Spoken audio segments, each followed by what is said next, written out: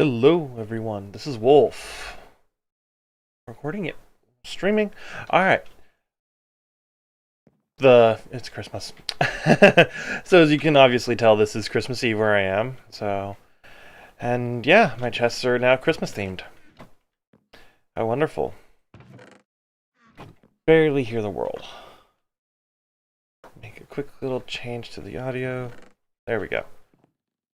Alright. So last time I settled on a block palette. Still going to be one more accent block, but we'll get there in due course. And then we'll have all the rest of this to work with.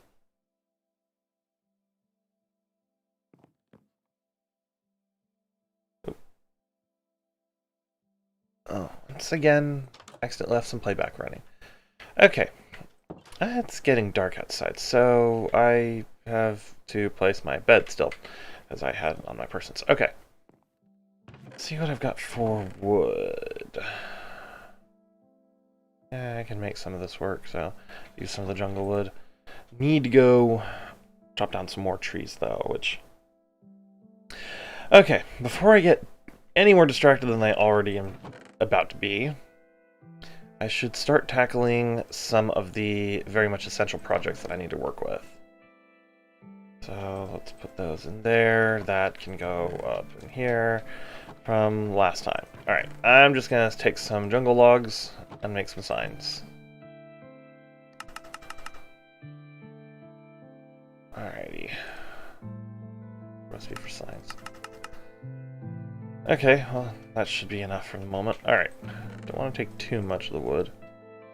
Put that... No, don't throw it on the floor. As you can tell, it's still quite... I'm not fully awake yet. Okay. I realize I need a list of things that are my to-do list. So, going to set that up in here for the moment, while I can leave that space for more storage and chests. I'll have to eventually relocate this one, but yeah. Alright. So, farms. I need to make a kelp farm, a wool farm, and these are going to be some of the more initial ones that I get going on, though the wool farm is going to be fairly advanced. Let's go with sugarcane.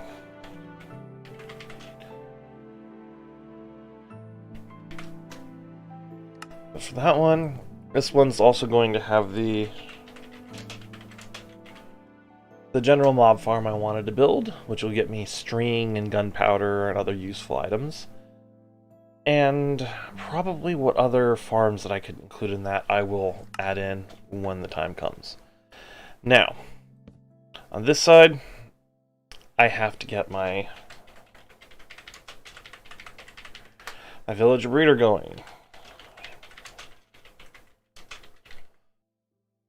Villager trading, in a much more significantly developed state than I currently have right now.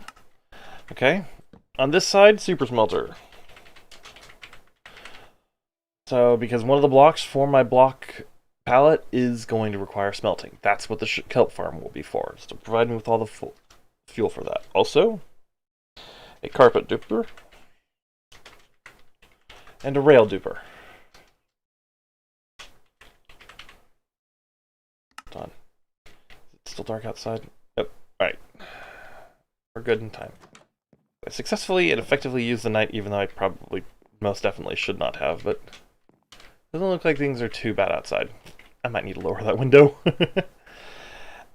Alright, I think that's everything that would be effective for a to-do list for now.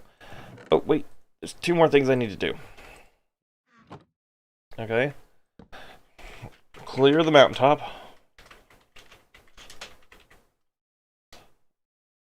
Light it up.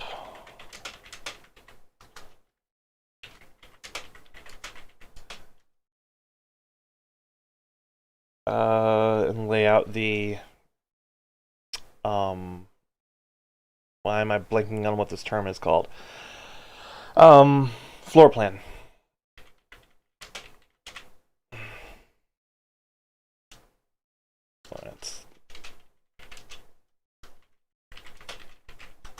Limitations within signs can sometimes be So that's what needs to be done up on the mountain. Alright?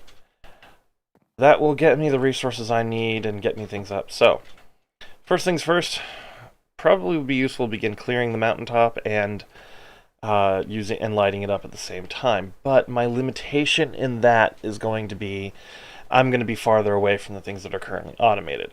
So likely would be beneficial for me to first go and get a decent amount of sand for sandstone so I can have that smelting, but I don't have a large amount of resources for that.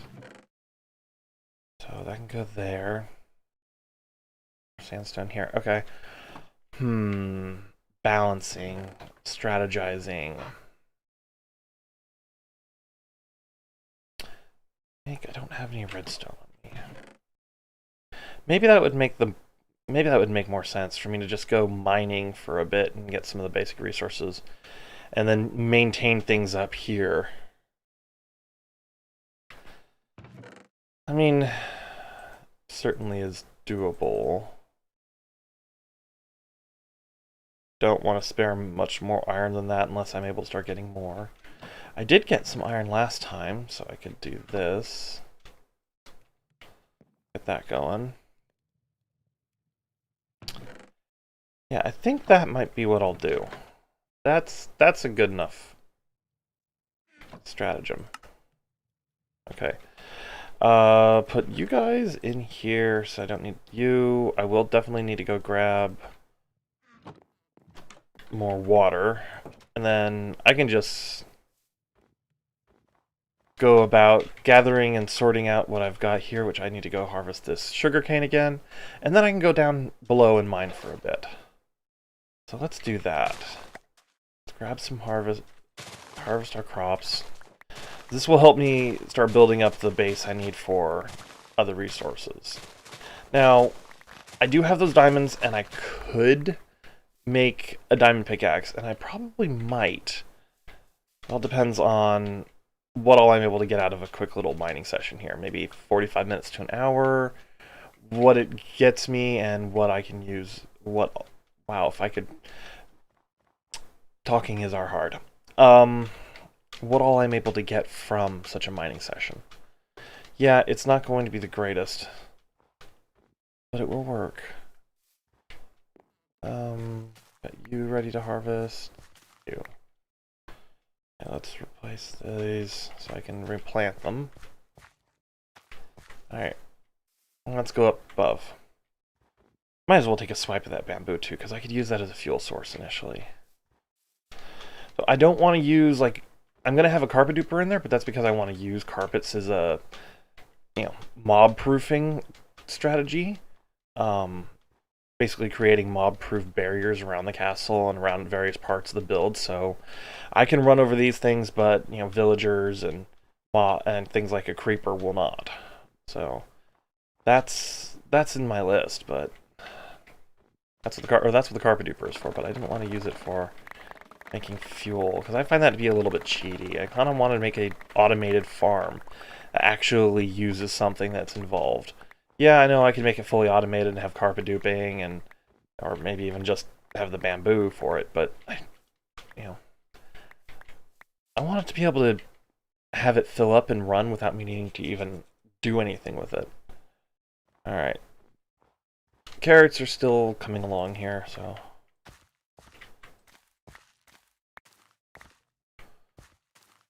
We're definitely getting there.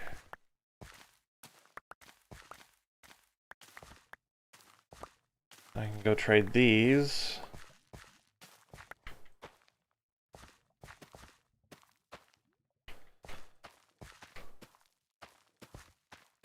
So, I know I said I was going to wait until most of this is, fully developed, but since I'm about to go down to the mines for a bit, I didn't want to leave that undone. Alright, that goes there. And this is all supposed to prevent the pumpkins, because these are from growing the wrong direction. And yeah, I know it's a little bit of a waste, mostly in time, but hey, it'll save my farmland a bit. Grab you guys. that way this all grows in the direction it's supposed to grow. I'd do some potatoes as well. This way, I don't even need to worry about it accidentally destroying the farmland. Alright. And then I have potatoes here to use as a fuel source. Ooh, there's more carrots.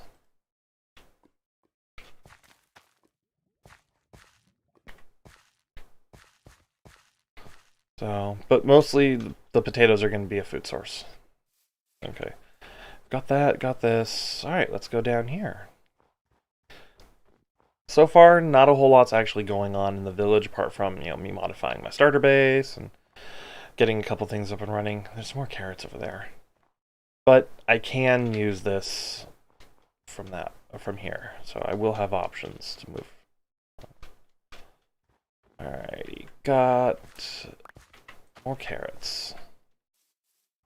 So let's go see what all I can trade with the villager. There you are. Yeah, that's actually kind of terrible. Oh well. Take what I can get though. You buy wheat, not bread. Okay. So, how many emeralds do I have? 20, 30. Okay.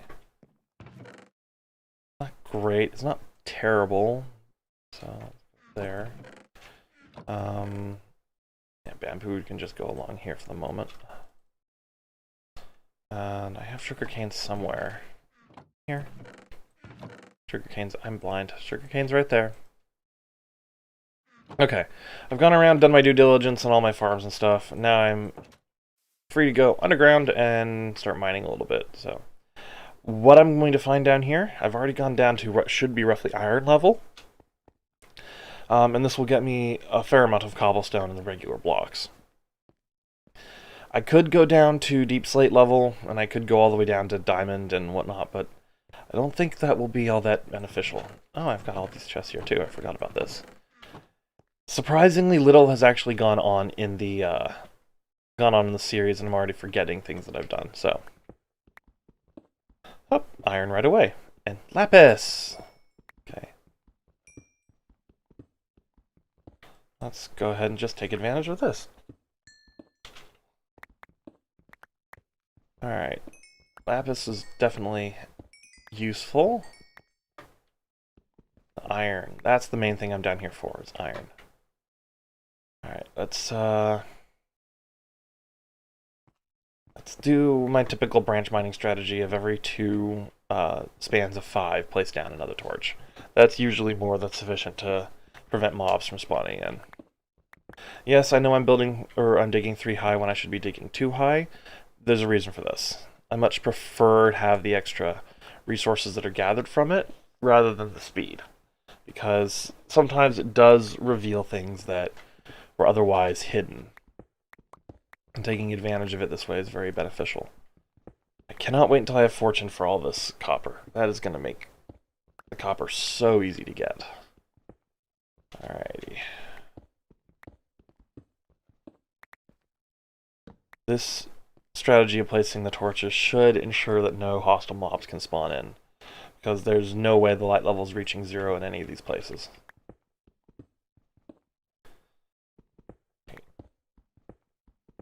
I can do, and I have done many times in the past, 4 blocks high, but, I mean, the fact that you have to actually come forward to get the last one is just kind of a little annoying.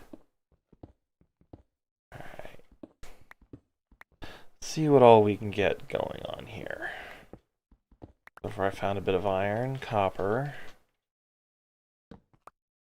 Don't think I'll need to set up a smelting setup down here, but I don't know. It might be something I'll look at in the future.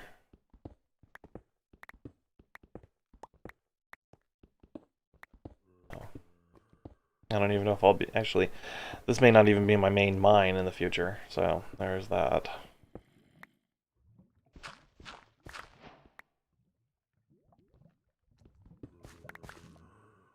And I just realized on my list upstairs, I didn't put the iron farm in there. So I'll need to go back and do that. There's a cave nearby. That was a zombie. That's one thing I need to be very careful about, is breaking into caves like this. Those caves are pretty much the only guaranteed place where mobs can spawn in. I appear to have already placed something in here. Sounds like it's directly on the side of that wall. Gold here, so it's worthwhile for me to come up here. It's lava.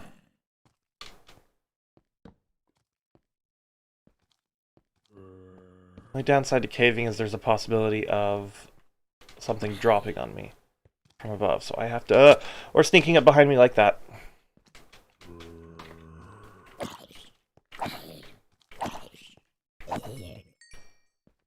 Oh, see, I don't know where that came from. Sounded like it was coming from over here, but, I mean, they couldn't fit through here. There's still a zombie of some kind in that area. So I'm going to run around and light this up for a bit. See, now that zombie came from somewhere that I didn't even know there was a drop there.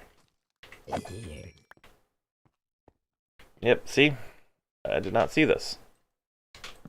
One was able to sneak in through there before. Alright.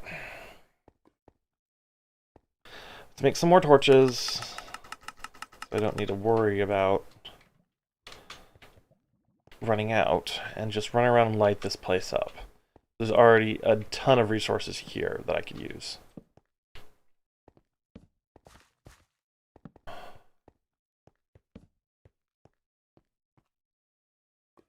Okay. Got that. So there's iron and everything all over. So I'm going to just light up this initial area here. I thought I saw movement in there. So that way things can't just drop in on me willy-nilly.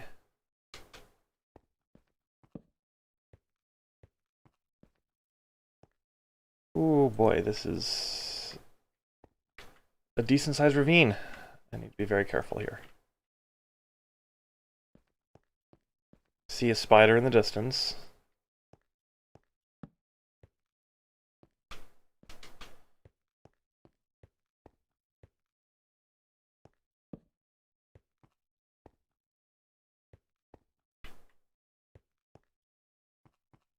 It's hardcore caving, which caving is one thing that I've always struggled with. I have a bad habit of just picking fights with things that I can't easily get around. More lapis. Oh my... And... I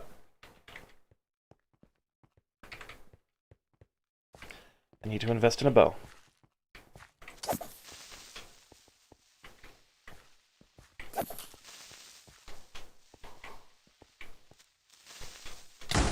Ah... Oh, that was stupid. Alright, well. Like I said, I need to invest in a bow. This is a decent-sized cavern. The first proper cavern from Caves and Cliffs caverns. Alright, let's go down here.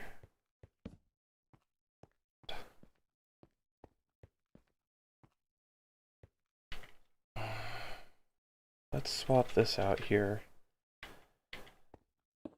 And do this. Make a barrier here. Let me know that I have not lit that place up and that it is not safe to explore at this time. So, let's go back into here. It's more of that space up there. Let's go this way. Let's probably reopen back up into that cave up there. That was a spider.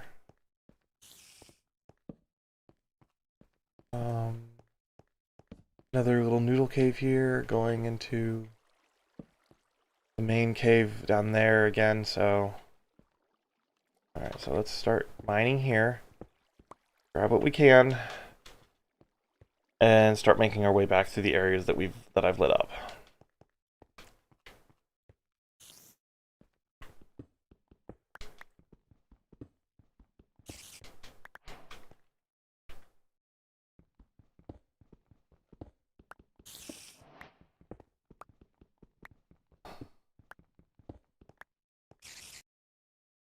There's a spider right up there.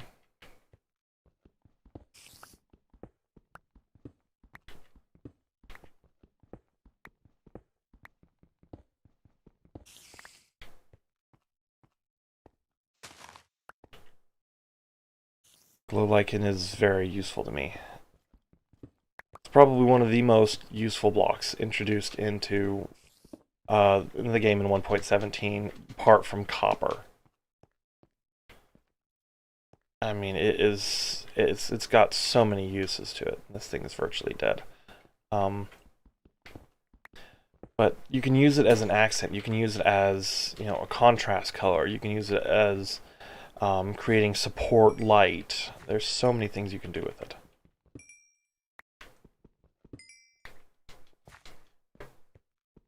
I think that's probably what makes me like it so much. So this is a good chunk of iron in a granite deposit. I think it's just a regular iron deposit. I don't think I found an ore vein. That would be awesome if I did, but I don't think I'm that lucky. So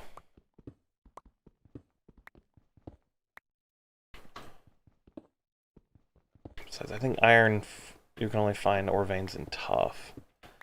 Which, I will find one eventually because I do plan to use a lot of tough. Alright, let's throw a torch down in here just because I can. Up. Grab all this. At this point, I'm just grabbing what resources are available. I branch mined into a cave, and spend a little bit of time caving and building and getting what I can here. So, believe it or not, this is actually very beneficial to me. I mean, I've got 21 iron so far. That's, right now, it's quite nice to have.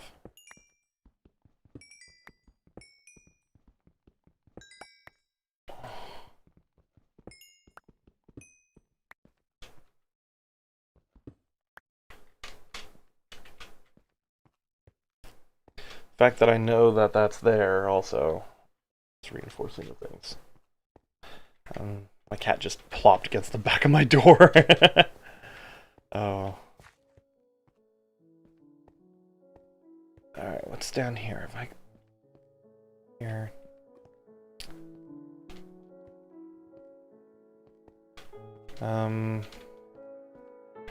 Might be having a thing going on with my cat right now, so ooh, that's dark and potentially dangerous over there, so let's just do this real fast, and let me just step away from my...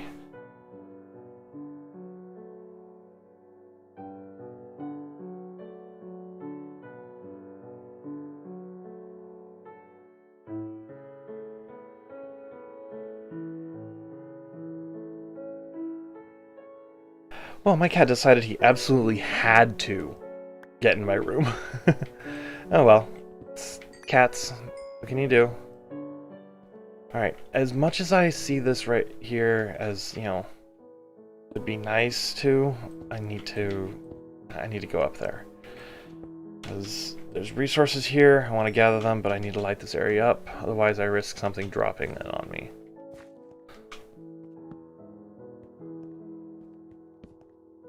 And it's just another part of this ravine here, which has even more things already lit up in it, so... That spider I was hearing must be nearby, so I should be careful. Look, there's even more iron, so...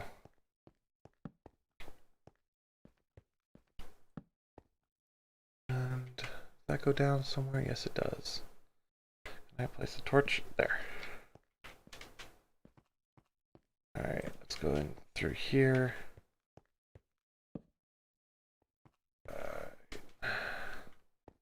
This opens back up into this cavern. Okay.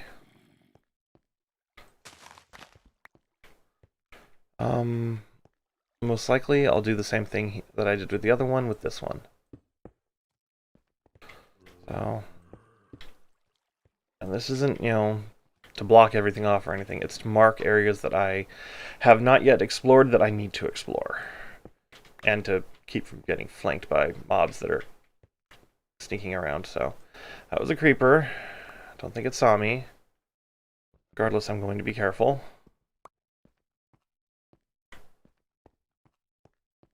Can I easily get up there? It's 2 creepers now. Great.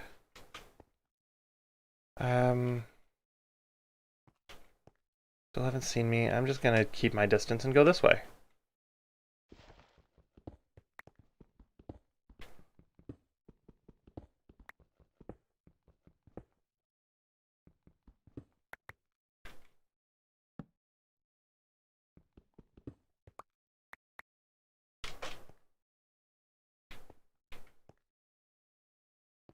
Yeah, zombie. Okay, he can get to me pretty easily.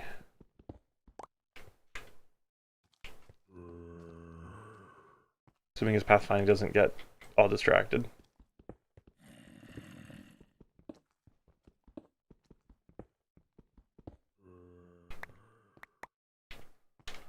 Alrighty.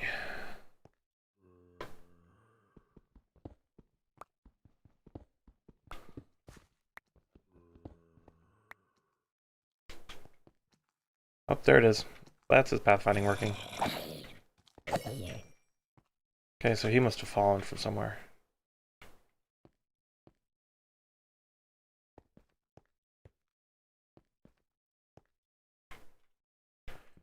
Let's grab this here. Oh, this is turning into a functional mining session. I'm actually quite happy. And did I just drop iron down there? I don't think so.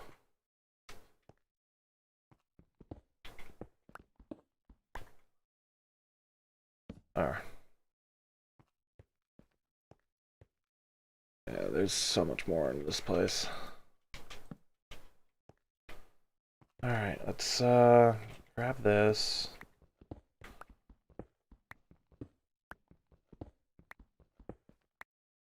Alright. Oops, there's some coal that I must have missed over here.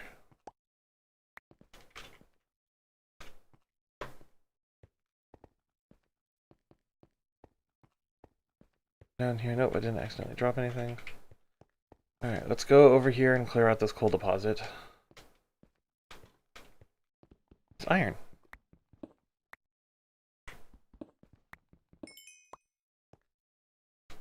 Alrighty. Clear out this coal.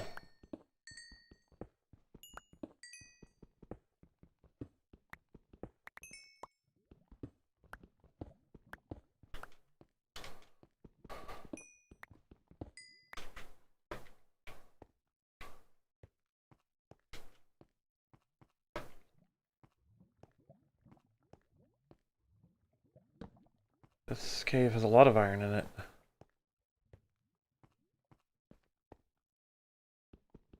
Should still be very careful.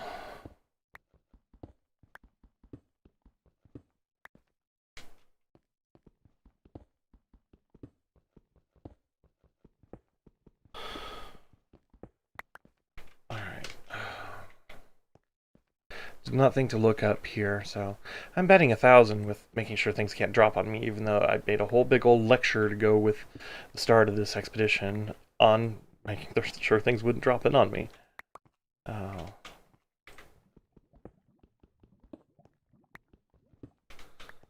Alright, got coal here.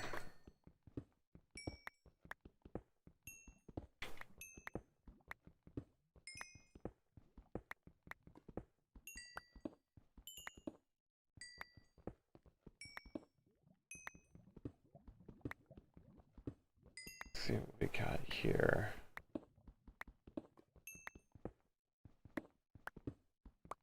Andesite, I could use this for interior.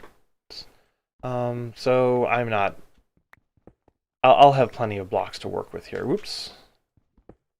I think that's one of the things that I'm just very much going to enjoy prepping, is that the amount of decorative options that I have available to me now.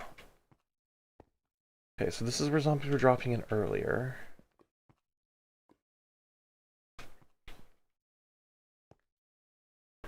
Little AFK spot I made.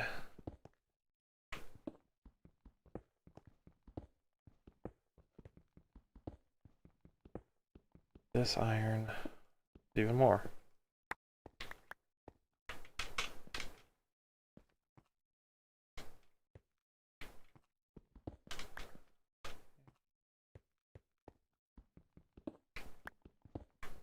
Now my inventory is probably straining right now, so do what I can to...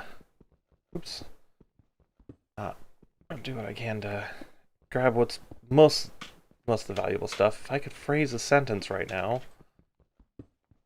I'll tell you, sometimes, some mornings, 1 cup of coffee is just simply not enough. So... Actually, just mild rant on the side here. I had a boss. The relationship didn't go very well, but the employment relationship didn't end up going very well. But who always pushed for me to drink less and less coffee, and I was only drinking like 2 cups a day. And he acted like me drinking even 1 cup a day was a problem. So, and yet he was fully willing to pay for, providing the office with coffee, and you bought me coffee on plenty of occasions and encouraged me to buy coffee for other employees. So, I don't know, it just was a weird, weird interaction where I'm doing something that I know makes me more productive and I'm getting shamed for it. So, at least with my current job, I mean, when it comes to coffee, everybody's like, "Ooh yeah, me too, please." There's no shaming for, desiring to be a little more productive. So, well, see if there's any. I'm only doing this to see if there's anything useful in here.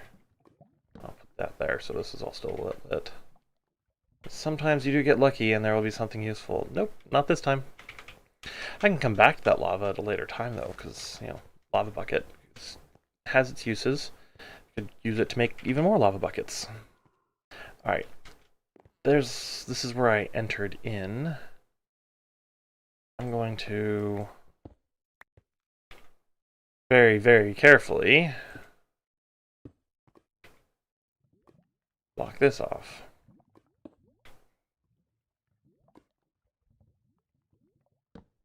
Should go there.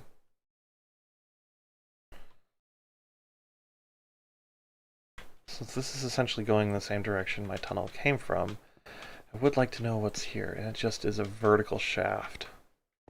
Oh well, it's worth a try.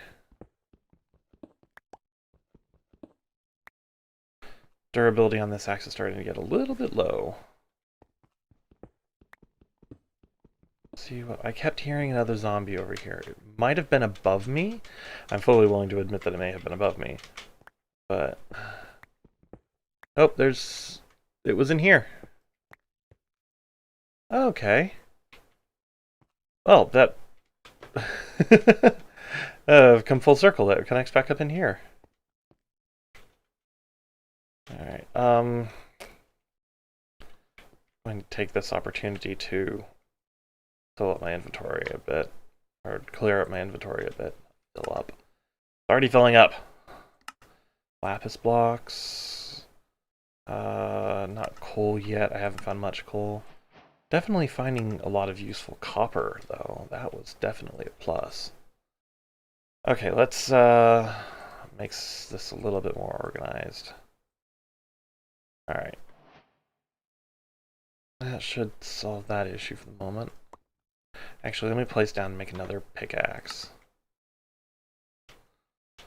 I have to worry about that.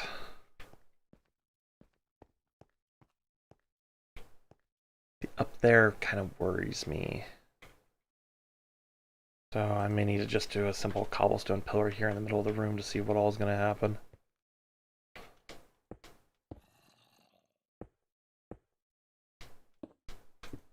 See, I heard a zombie growl.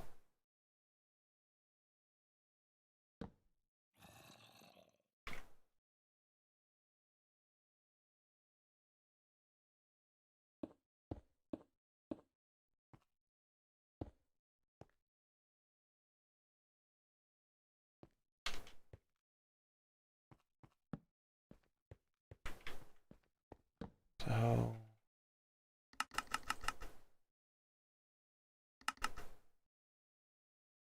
let's do that. Caving just uses so many torches. Yeah, you can use fewer now because of the new spawn mechanics, but it still uses a lot of torches. Okay. There we go. And the return you get, you know, yeah, if you're going exclusively for coal or whatnot, you can get quite a lot back, but right now I'm going for some of the more useful things.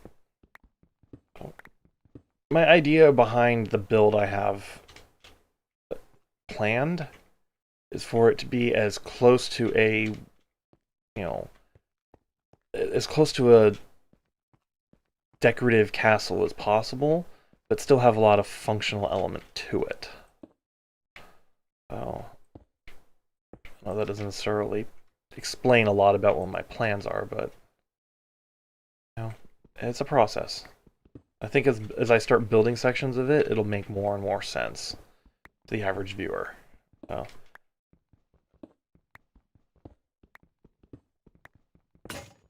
there we go. Let's do that. Alright. Alright.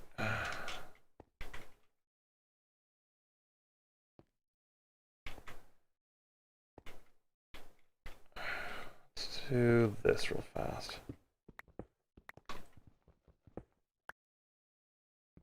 Yeah, I kind of saw that coming. Okay. Go. And this whole area is dark, so I never came up here. I just need to be very careful.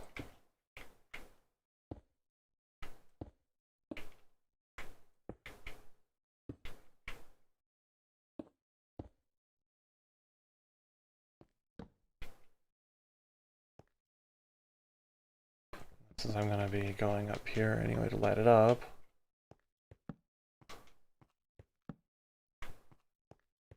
See, now it's the deep, dark little hidey holes like that will just, they will really mess you up with mob spawning in Minecraft, especially in caves like this. So, it's a little ledge like this. So, yeah. A couple months back, I had a base on a shared server with some friends, and we had this one block that was just the right light level directly over a shared base between me and one other person that would spawn in zombies and other random mobs all the time. I'm not even joking. It was constant.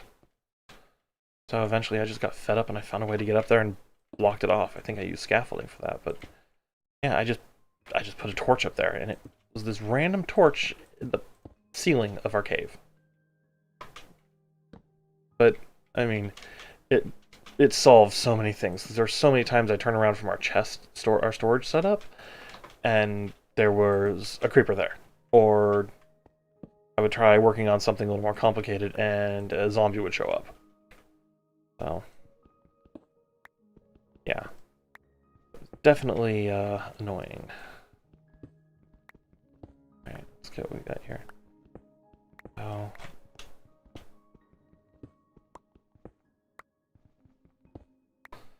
Sometimes you just get these little spots that you have to light from the top down.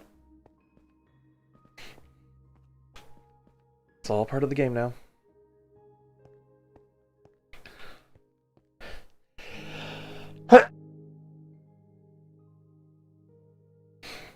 Okay, that was a hell of a sneeze.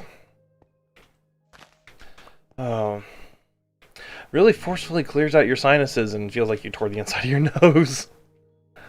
Alright. Let's, water. Was not expecting water. It's undoubtedly affecting my torches down there, so I need to block this off. Yeah, it looks like it's broken at least one torch. I was fairly sure I put a torch down here. Yep, there it is. Let's just go along here, light this up so I don't have to think about it. That's all lit up. And there's a little cave over here I didn't see before, with a creeper in it.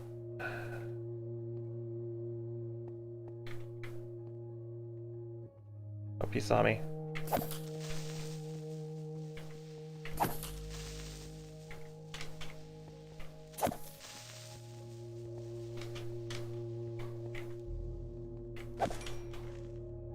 Got him. Okay. Caution, especially on a hardcore, is to be lauded. Yeah. So in this small little cave here, that creeper spawned in. Could have been something else that started to wander towards me and snuck up on me. So I'm just glad that it was easy to deal with creeper. Alright. Of course it's going that way. Anything else more in there? Nope, it's just that little hidey hole. Alright. Let's grab you. Yeah, I know I can make a system to farm it, a little crafter for it, so I just wanted to grab it because it's right there. Alright, I need to head back up to that portion there, but I figure here. Some more over there I can pillar up to. Alright. This is proving to be lucrative.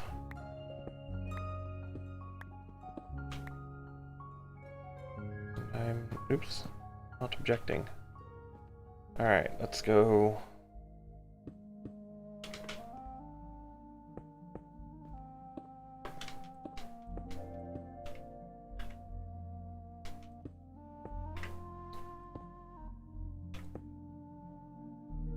Alrighty.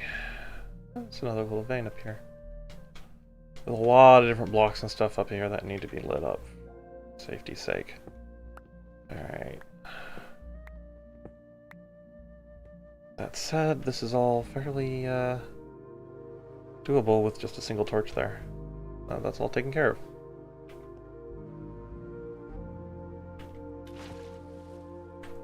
I am not clutch at all with that. Alright, fortunately I fixed the torches so that won't knock them down, but yeah.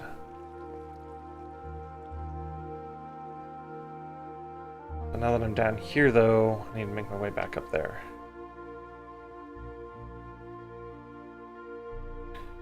I have to pillar again.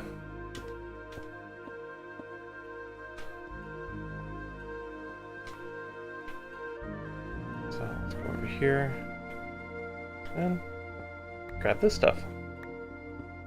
So using the raw copper ore block, I think is going to add just the right hint of colors to match the gradient the rest of my base is going to have. And then I think I'm going to take a little hint from Gemini Tay. I'm going to make my roof out of moss blocks. Do I need to? No, but I think it'll provide me with the complicated texture that I want in the look, and that's definitely beneficial. Make a bunch more torches. I'm going to need to place down a crafting table here in a bit so I can make all these into blocks. So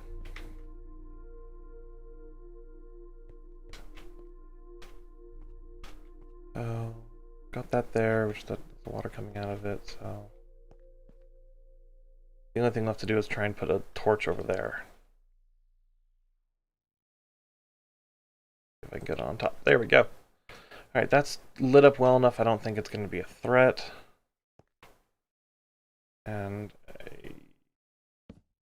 that works. Yeah, that'll work. Okay. So this whole area up here is relatively protected now. It's spawn proof. Things won't spawn in here. Alright. Yeah, I already been over here. Okay. I'll throw one on there just because I can't afford the torch right now. So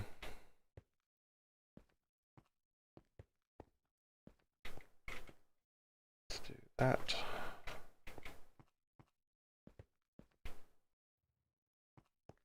All right. There's probably a lot more down that way, but I think where I'm at right now is a secure enough position that I could take a moment and collect my sort of reorganize my resources. Wow. Betting 1,000 today on the English language. Alright. I think once this pickaxe breaks, yeah, I'm probably going to be done. So I just need to find a few more resources. So let's head this way, down that way of the ravine. See what we got.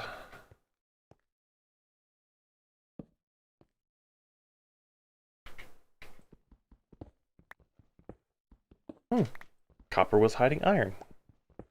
I will definitely take this.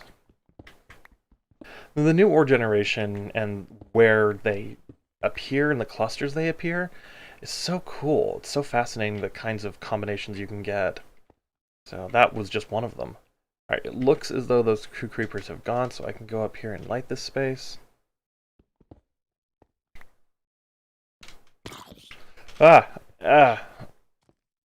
That's what I meant by dropping down on me.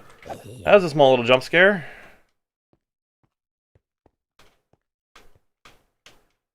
So, clearly he spawned in somewhere up there. So I need to go light that up. Alright, well, let's pillar. It's not to be pillared with.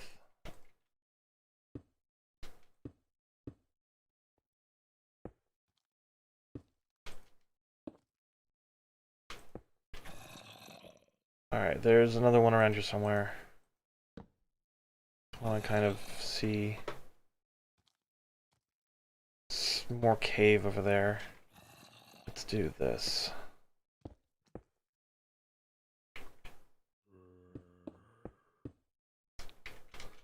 I can then climb up this. Creeper, creeper, creeper, creeper, creeper, creeper, creeper.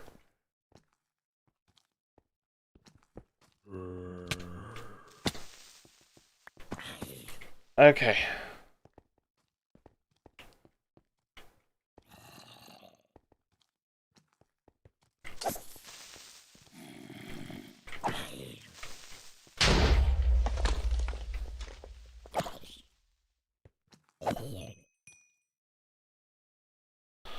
Torch is an easy thing to replace. So, let me heal up before I head back up there. So clearly while I was lighting all this up, that area was starting to become more and more of a critical mass with spawning.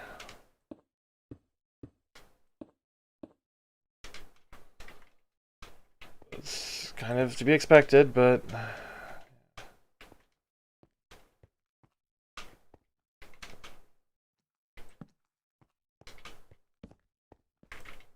Oops.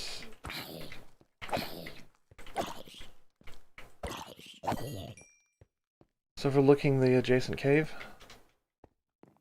Oh, you damn right it is. Holy cow, there's a lot of stuff in there.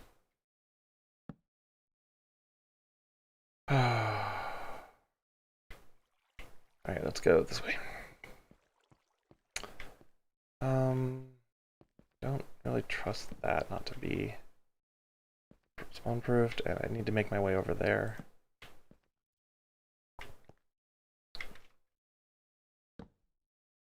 Should get all those angles.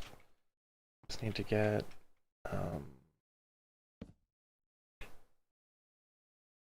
one torch over there should do it if I could get to it, but yeah, that's not gonna happen. Okay, let's do that. Should be able to. There we go. Oh, there we go. Now that's all well lit. Alright, this whole area has been spawn or yeah, not spawn proofed, but significantly reduced the ability of mobs and whatnot to spawn in.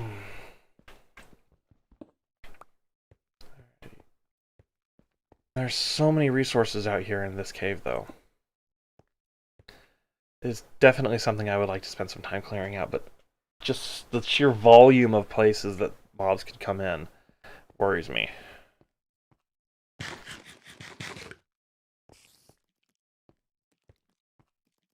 I heard that. It was a spider.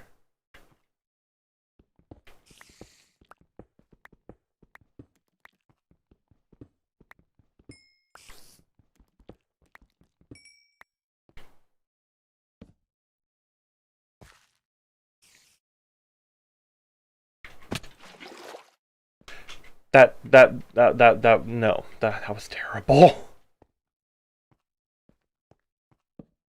Bad. It's too dark. So that's the cave I was just looking into. I've already gone down? Yeah, I've already gone down here fully. Or not. How did I miss this? There's copper, lapis. How did I miss this?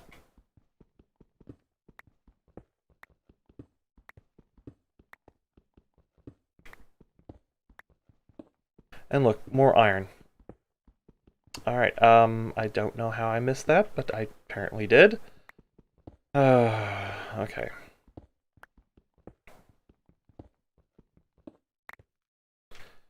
Alrighty, let's... I've been down in here because I know I put that torch there.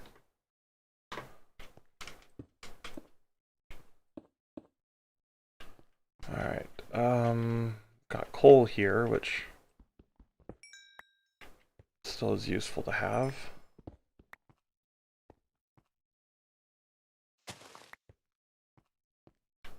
Must have marked this area out and then just not come back to it, or forgotten to.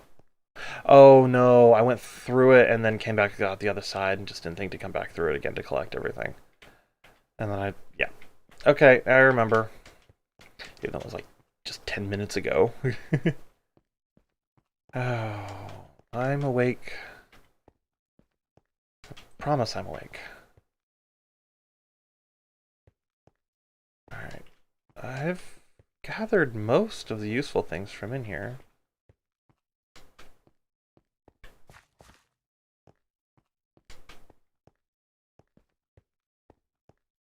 This is going back to here, which I've already got all the iron from in here. So if I drop down here, this goes back to my original mining entry point here. And this goes to that vertical shaft I wasn't going to scale. Even though I probably should. Yeah, I probably should. Okay.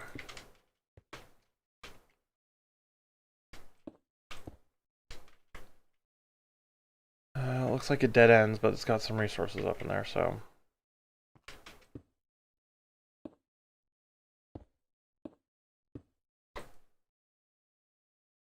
Alright, let's do... Ooh. This has actually got a lot of stuff here. Left copper.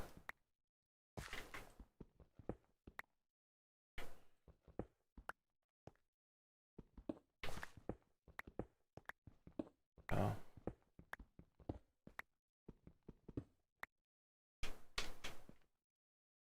This might actually have been a copper deposit with granite mixed around in it.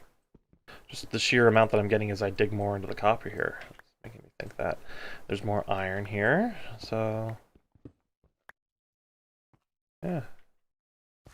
May very well be a copper deposit.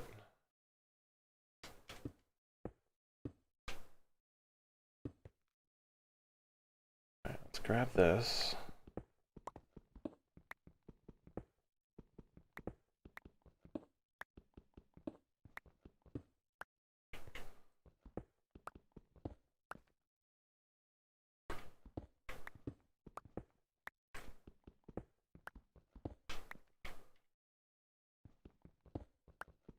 Alrighty. I've gotten all that. There's coal up there, which I should get the coal.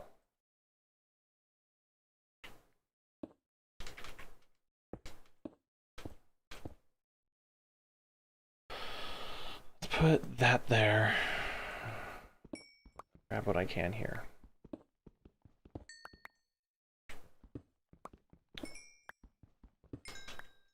Alright. I think this mining expedition has gone on long enough that I can add it up to the surface here in a bit. Most of my farms up above should already have gotten to the point where they're ready to be harvested. Maybe not the pumpkins, but... Let's do...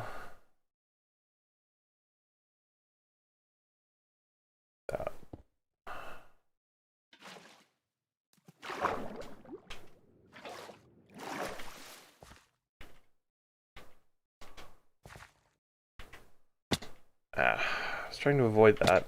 Trying to be clever and avoid taking damage while coming back down from there. Alrighty. I accidentally dug in through here. Okay. Yeah, I got enough to make it, you know, worthwhile for me to head back for now. I'm not gonna leave this passage open though.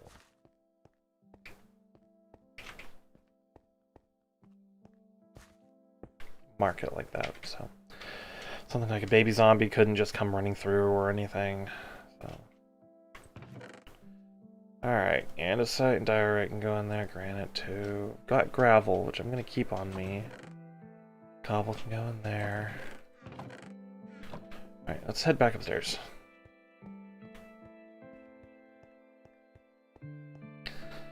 It's one of the downsides of being underground, unless I make a clock, which... Bring a bed. Hope everything's well lit enough, my villagers are safe. Ah! I just... skip the night, quickly!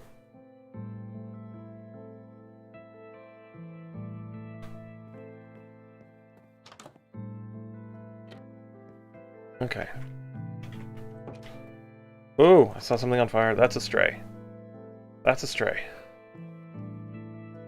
I'm gonna let the golems take care of it. Okay. Let's make a bunch of you guys. Break up you guys. And that's a respectable amount. If it had fuel in there.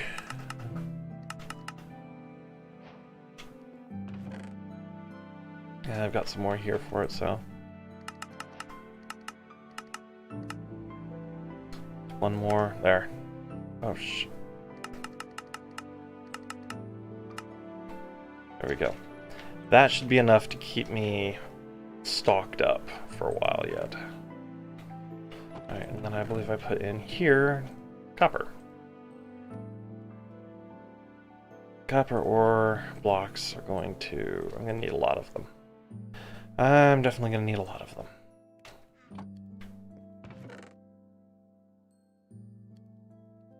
So, I'm going to put this gravel in here. There's a reason for that. A reason why I have it. Oops, go in there. Grab you guys. I want to use a bit of concrete powder in the design, but I need to play with some colors first. So, because I'm not quite sure what color combination will work for what I want to do. So, I need to experiment. Got some glow lichens, so I have that to start with. Got that. Okay. And this is making iron. Yippee. So, the next step of what I should do is head over to the mountaintop after I farm everything here. Or after I harvest everything here. I think the stray got taken care of by the iron golems. Okay. Yes, I do intend to make an iron farm, and yes, that does mean that there is going to be iron golem sentries that I place in places around my castle. And look at all this. Yay, carrots. So...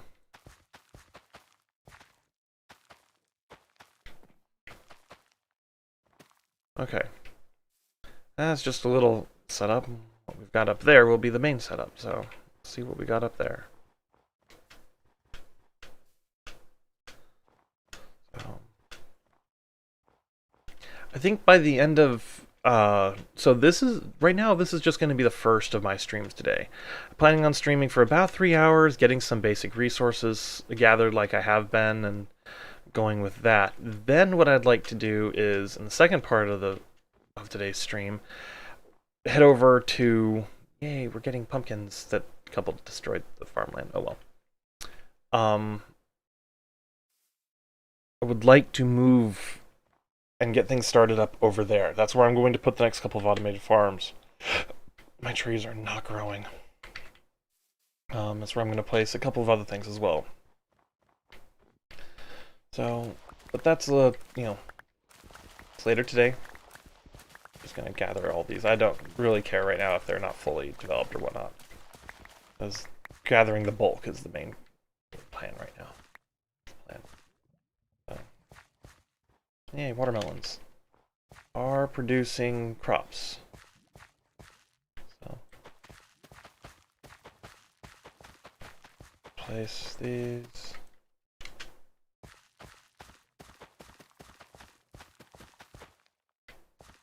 Go back to the ones that missed here. So, in order to move operations over there, probably the first thing that I'll need to do, beyond a shadow of a doubt, first thing that needs to happen, is I need to relocate the villagers. So that will be the first major complicated project. So let's break all this, if I can replant it.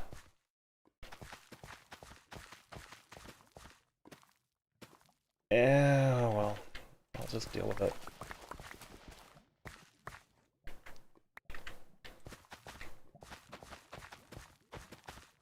Alright. That's all the seeds I have, so... do that. And yeah, I'll grab some potatoes, so I have some baked potatoes to work with. So I have a supply of food that I won't need to be trading with anybody. Work with that. Carrots are growing. Yippee. And of course I have a poisonous potato in my hand as I do that. Okay. Alright.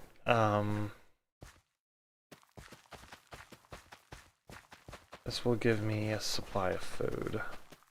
Whoops.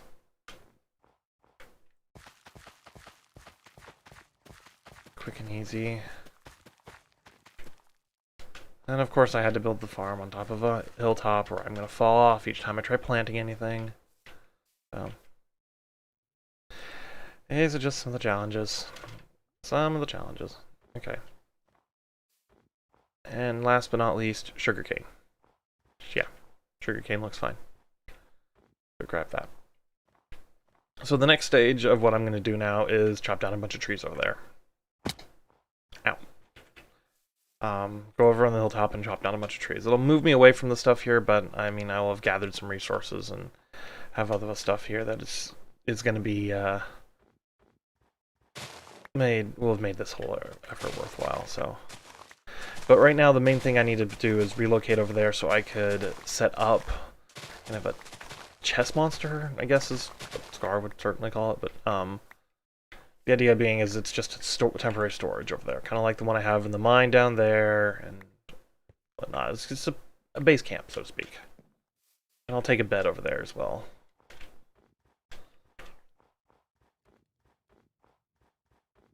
That way I can feel secure in all the stuff that's going on over there versus over here.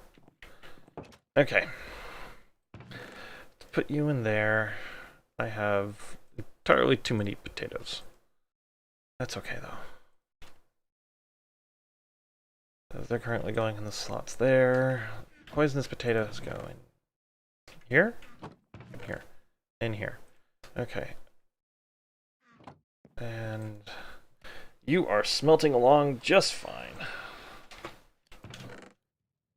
So I think I actually can get away with what I want to do next, which is when this is done smelting. I'm gonna redesign this. Well, I have no, it has to be on this side because I've got the blocks there. Okay. Chest, hopper, furnace. I could do something a little different in terms of setup here, but I'm just gonna go with that design. Alright, that means I need to make a couple of these. 2 hoppers, 2 chests.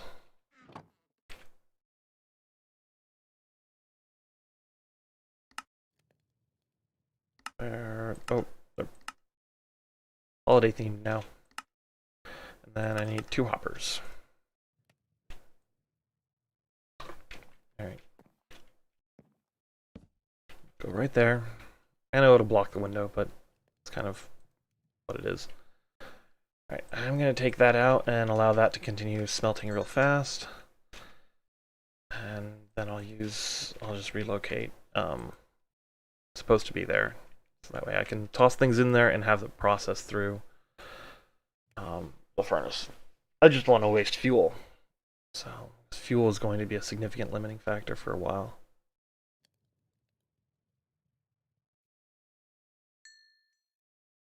Alright. And that means I'm going to need to relocate my stonecutter. So there for now.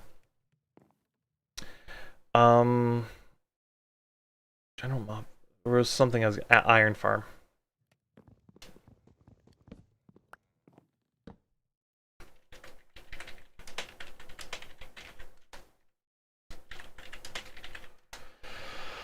While I'm right here, what other farms would be advantageous to have in that space?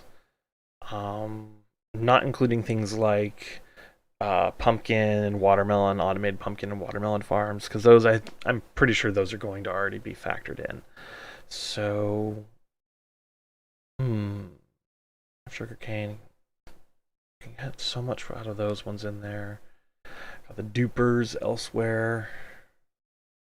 I can always come back and add more to this. The signs are easy to fix if I need to. Alright, got more iron here, so I don't necessarily need to smelt copper. I will need to smelt some, but not much of it. Just grab that. Toss that in there.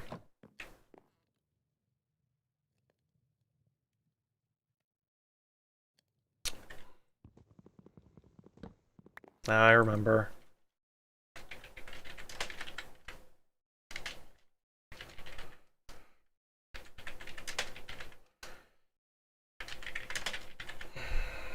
There we go. Going to need a moss farm. I can get bone meal from the general mob farm, but I need the moss farm in order to make lots of these. Those really do break quite easily. Oh, I may not actually have enough material in here for it to burn through all that stuff. That was... Actually, I put 16 of these in here, and it's already gone through almost a stack. And it's still going. Probably... What am I doing? It's this one. Probably should use this as an opportunity to make some baked potatoes then. So while that's doing that, I'm going to grab these. Might as well grab this too. It's getting dark.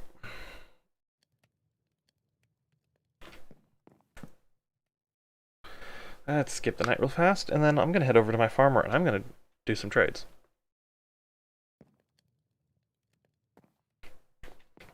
So.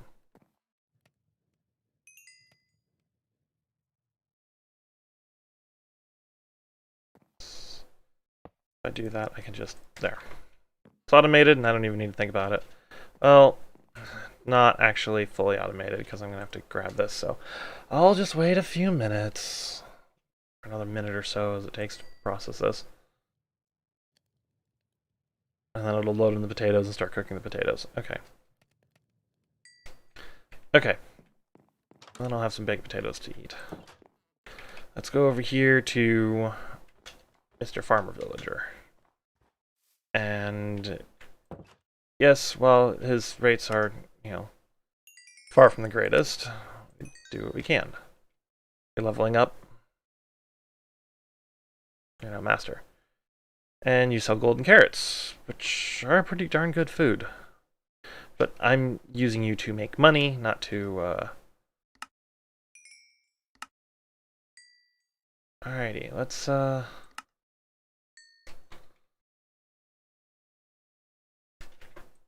just do what we can here with this. Okay. He's still buying.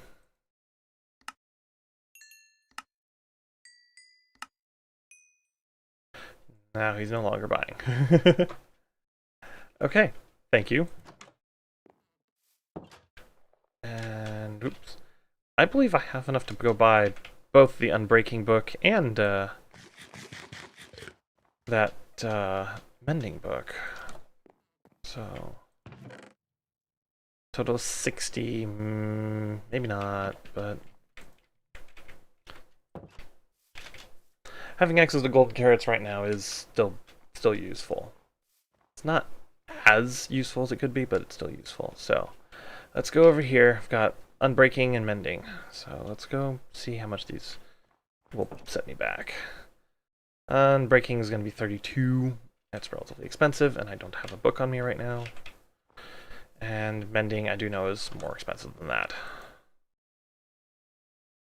Why are you guys overlapping each other?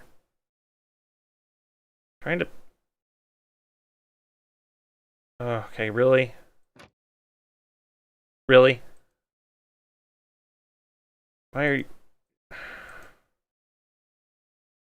Why?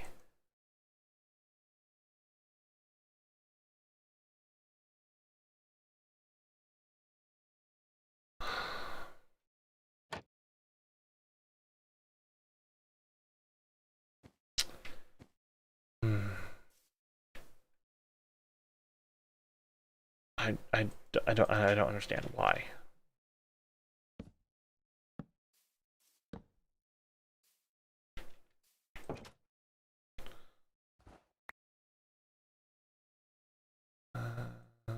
Snowballs will give me a snow block. Okay. Why? There we go. You're 32. Okay. Both of you are 32. You go that way. No, you go that way. You go that way. You go that way. You go that way. Go on, go that way. Go on, go on. Go on.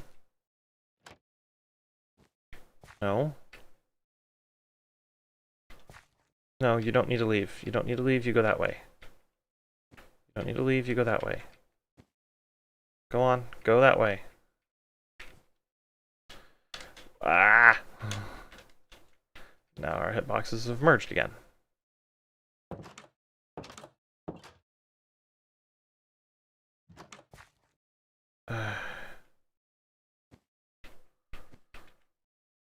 Go on. Alright, fine. I'll break the bed. Then I can move you around.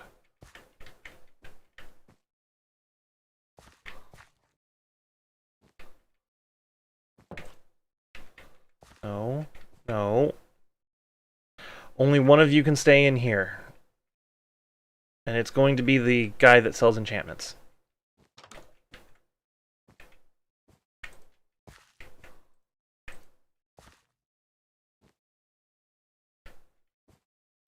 Alright, fine. You forced me to do this.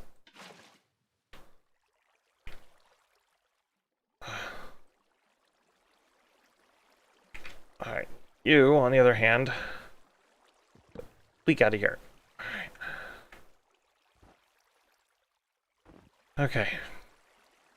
That just accidentally destroyed my, oh well. Make the snow block again. Block. Okay. Snow block. And there. Okay.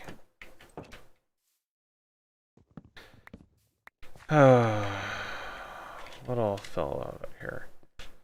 The water should have knocked down. Actually, I didn't put any torches in this area. Well, it'll melt the ice. I don't really want to do that. Let's do that. Let's do that. Okay. Alright, so mild village related annoyance dealt with. They're both 32. Okay. That's fine, I can deal with that. This was more of a price fact finding and price confirming look foray anyway. So not that it's really going to matter since I haven't made an anvil yet. I couldn't apply them to a pickaxe just yet. Alright. Now we've got that taken care of. I'm not going to waste fuel. Now we can get this finished. furnace there, chest there, and hopper. Alright. With that, chest won't open. Kind of block woodwork there is just a stair block.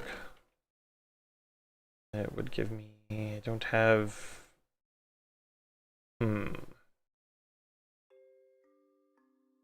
Don't think I have any more spruce on me to make stairs with. They're hiding up in here. Don't think I do have any more spruce. Which tells me that I probably need to go get more spruce.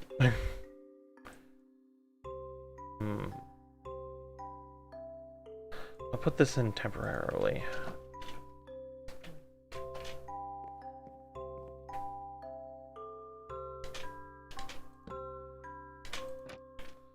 There, it's a little vent. I can go in there. Goes here. And now this whole thing will continue to work even though I'm no longer in the area. Which is beneficial. Goes here. Carrots go here. We'll have a few extras. Those. Grabbed a bed, so I don't need to worry about a bed for a bit. Yeah, and I've got tons of iron on me, so what I'm only going to do now is craft a anvil real fast. And yes, that was horrendously expensive for what it is right now, but I have an anvil now. So that allows me to make choices a little bit effectively. Alright. I'm gonna take the bed with me, I'm gonna grab a bucket of water along the way. I'll have wood there I can use, so I just need the crafting table that I've got on me. So yeah, let's head over there now.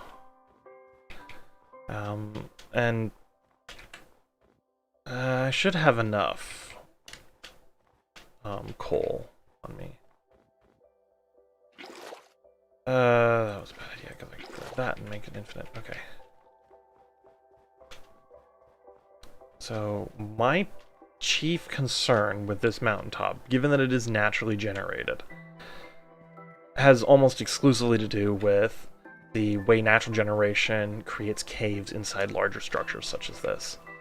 I'm anticipating running into a few issues with, I'll be digging a cellar or something, or running redstone, and we'll just randomly pop into a cave. So, as much as it would be nice to just be able to create my own custom mountain, which undoubtedly that has been something that's been mentioned, it's not worthwhile to me at this stage to do that. So, maybe eventually it will, but not right now.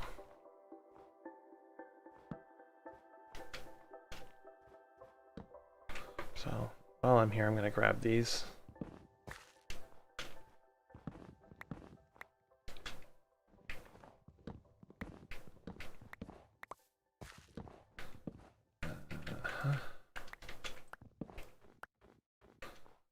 Let's make a fairly well-lit area here in the middle. Use this to set up base camp.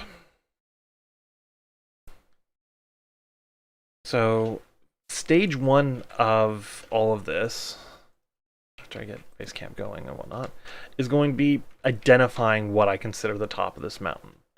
So that is always the first step. So I'm going to run around the perimeter right now, placing some torches. And I'm going to generally try to keep it all at the same altitude, meaning that the terraforming that I will have to do will be less artificial seeming and will allow this area to seem more like it was chosen. It was manicured for a particular purpose. You may note right now I'm running along essentially the same Y level of blocks. There's a reason for... Oh, there's a cow all the way up here. I was fighting those villagers down there, and there's a cow all the way up here. Same Y level as blocks. And that's because a castle on a hill looks good and looks real consistent with its walls at roughly the same height. But I'm not going to limit myself to that. since there's other areas I can expand outward onto.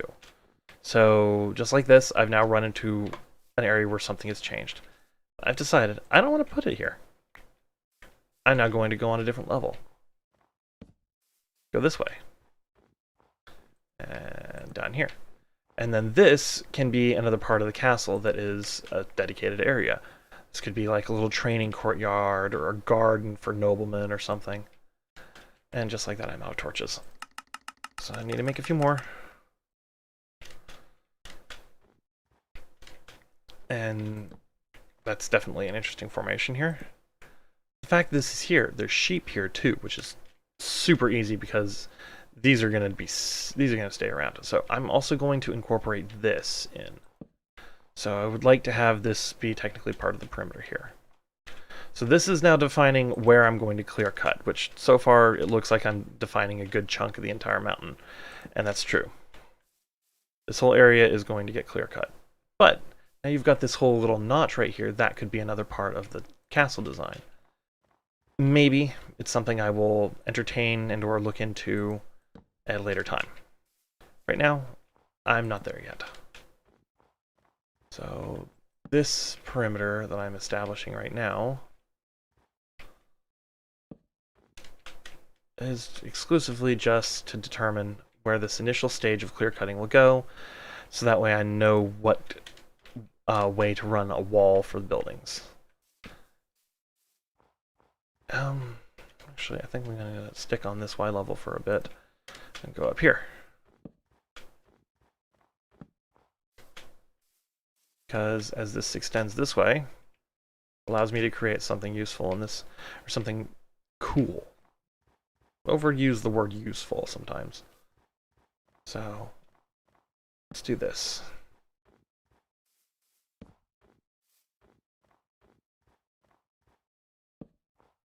See, we've got other enormous mountains in the area as well. And ooh, I did not know about this. See, this is what I meant about caves. Now I have an area that I could use to establish a mine inside the city, inside the overall structure. There's a lot that I can do here.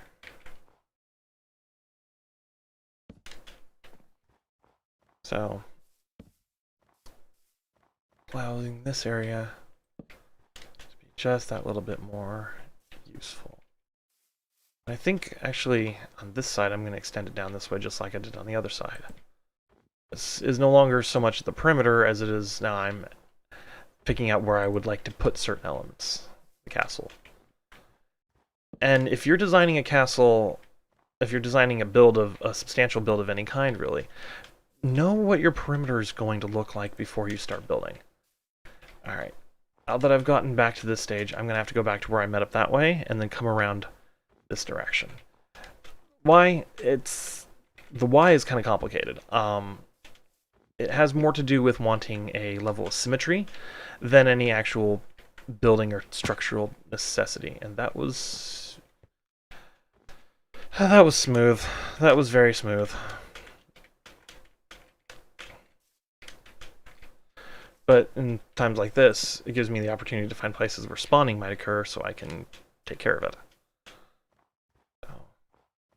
So, I'm back around the beginning area.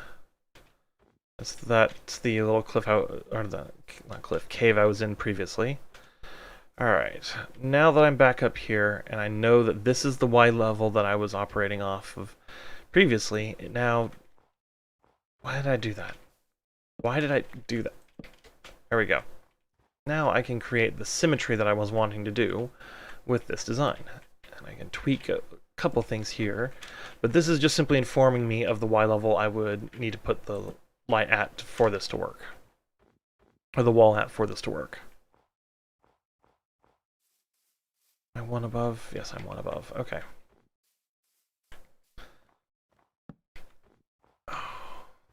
Yeah, that's that waterfall over there. Alright, so we can go through here. And just like that, I think I've met back up with where I was before. Yep, I met back up over here. So, I can then clear cut. This is now, the area I'm going to clear cut is now defined. And that's that will save me so much time because I won't actually have to stop what I'm doing and say, does this going to look good if I chop down the tree? Do I need to change my mind here? I can just get off to an absolutely wondrous start and have the first block I break destroy my axe. But I can just start clearing trees. And I know that if I approach one of those torches, I need to start paying attention to what I'm chopping down. In the meantime, I can just concentrate on chopping down trees and go nuts. Literally, there's all kinds of stuff here that I can chop down. So, and this will, one, give me a lot of wood, which is extremely useful right now. But two, it'll also get me the ability to visualize what I'm eventually going to build. Alright, let's do this real fast. So, and it'll also allow me to see what this is going to look at from a more complicated perspective. So I know that just is a bit of a term to unpack there, but it is actually very relevant to know what things are going to look at like as you're finishing them up. And being able to look at this from above will tell me what else I need in order to make this work. So, chopping all this stuff down, clearing it out, that's step one. So, let's just pick a random direction, start clear cutting this whole area. All the spruce wood I'm getting from this is going to be used in one way or another in the build. I'm going to be building hoppers and chests, and there will be wood elements to the design, other than the jungle wood that I've chosen. Which, if you didn't notice earlier, my jungle tree is not growing. And that's going to be frustrating. So I don't think I broke any of the rules of double tree planting when I planted it there, but maybe I did, and it just doesn't want to plant. Because neither of the spruce trees that I planted are growing either, and that's the frustrating one, because they should be growing like crazy in this region. So, but being able to plant trees like that will give me just the sheer volume of resources I'm going to need. Alright, jumping up and down, up and down, up and down. Come on, a little bit more. There we go. So, the last thing I want to leave is any of these trees floating around, just creating something that's in the way. So right now I'm just kind of randomly, willy-nilly going about breaking blocks, breaking trees, and it will get more efficient as time goes on. Why am I trying to chop down a tree with a shovel? Oh, alright. Having the base camp here will allow me so much prep time and prep. It'll just save so much effort. I won't have to organize things back at my other base. I can organize them here and have this little base in place when I start actually building in the area, that I won't have to, reconstruct it. Alright, let's get that one. That should be the last log for that section of tree. Nope, I really botched that up. Alright. Also, it'll allow me to see, what little areas need to be filled in, where I can make some terraforming changes. And that really is the part that just takes so long when you're trying to design a build.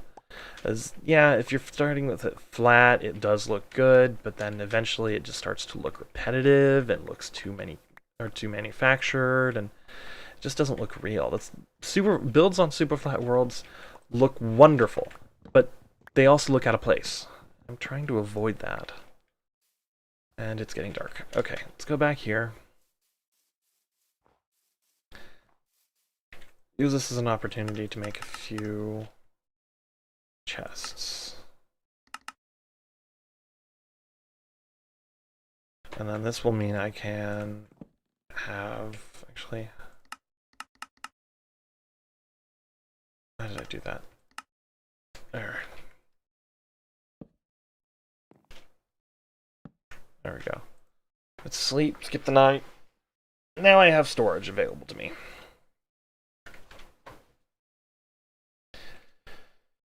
So I can toss things in here that I don't need to keep on me constantly. Like those, for example. So, and then this one's going to be nothing but logs. Okay. Let's run around and just chop down everything here. So, this axe is holding up just fine, so collect all the saplings and stuff. So the saplings will be useful. I will be able to make a tree farm for them and place the saplings in there. It'll blow up the trees if I ever get to the point where I'm there to start using TNT in farms. I don't anticipate that being anytime soon.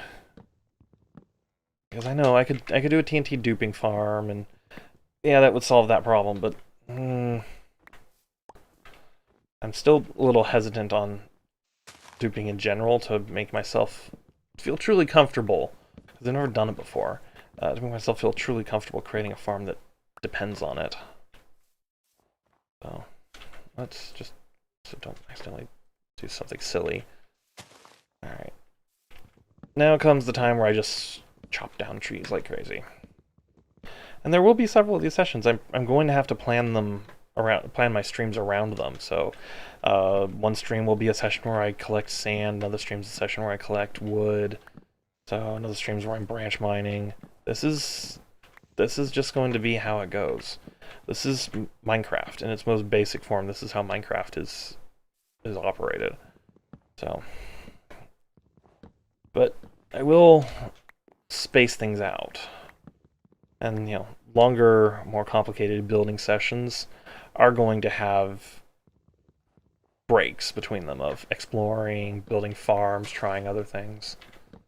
So, I know my list of goals and stuff is quite substantial, but hey, it's something that is initially all that I want or all things that I want to include in this base. So I need to have an idea of what they are right now so I can plan them out as I design the floor plan. And wow, talking for me today is just being difficult. Oh, definitely should have had more coffee. Oh well.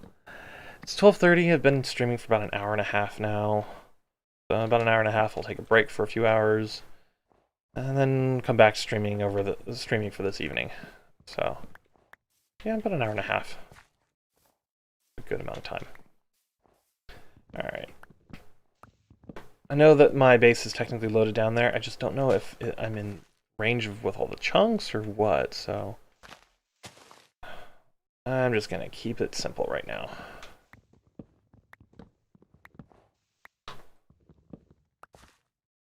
Alright, let's go back this way. So, and anything that's outside of the perimeter, I'm not going to worry too much about it, because I could probably incorporate them into an aspect of the side of the base if the trees are still there. Yeah, I could make my own custom trees and they'll look a little bit better, but if I can just save myself that little bit of effort, it'll make the overall product, allow me to do so much more with the overall product. So, and I'm not trying to, skip steps or anything. I'm just saying that it allows me to have something I can already anchor the build to. That is still very useful.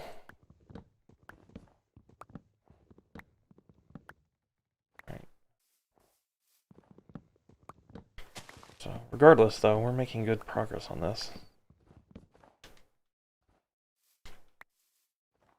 So, despite it only being kind of a willy-nilly random runabout wherever I feel like it, chopping down of trees, this is gathering quite a decent amount.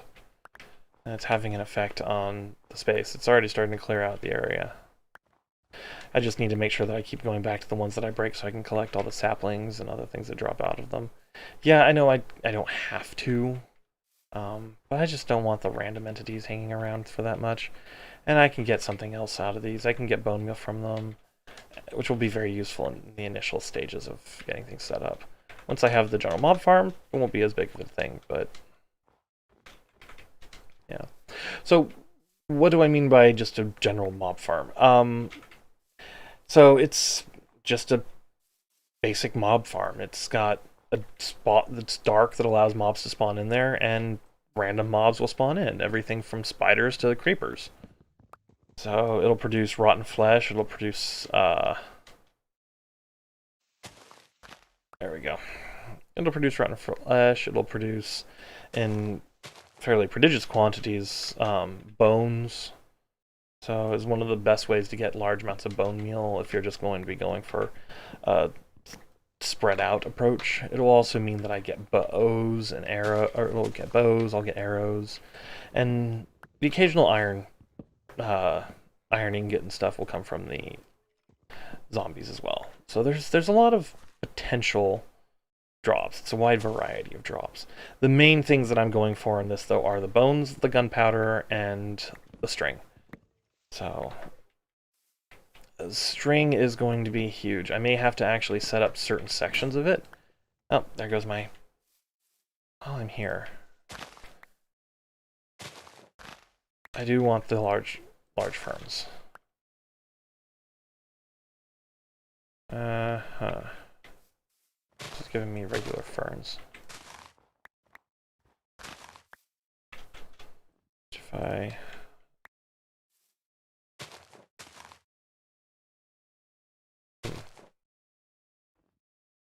This may not be worthwhile. I was hoping to get the large ferns from it, but it doesn't seem to be working. Yeah, it's just giving me 2 regular ferns. Okay. Small thing. I know you can get the large ferns somehow. I may just need to have to bone meal the grass or something until I get the fern that I want. Alright, let's make 2 more of you guys. So I don't have to think about it for a while. Sun's directly overhead. Making progress. Definitely making progress. Let's see what all's part of the decay over here. Oh yeah, there's a bunch more stuff over here. So, relocating the villagers is going to be an interesting thing. I may need to get the rail duper constructed and running before I even attempt it. But, you know, that's not that difficult. That's not a big deal. The only thing I'm missing for it's redstone. I don't have any redstone right now. Which I can get the redstone. It's just a mining trip. But yeah. Okay, now this is what I was talking about checking on the trees. Because these trees are going to be fine. This one's not because it's got all these extra leaves and stuff that are just floating around here. So I'm going to have to break this in order to get down in here. Which is fine. That's a part of this clearing process. So we've got these caves down here, which I think I may just want to have a part of the base showcase them. So I don't want them covered anyway.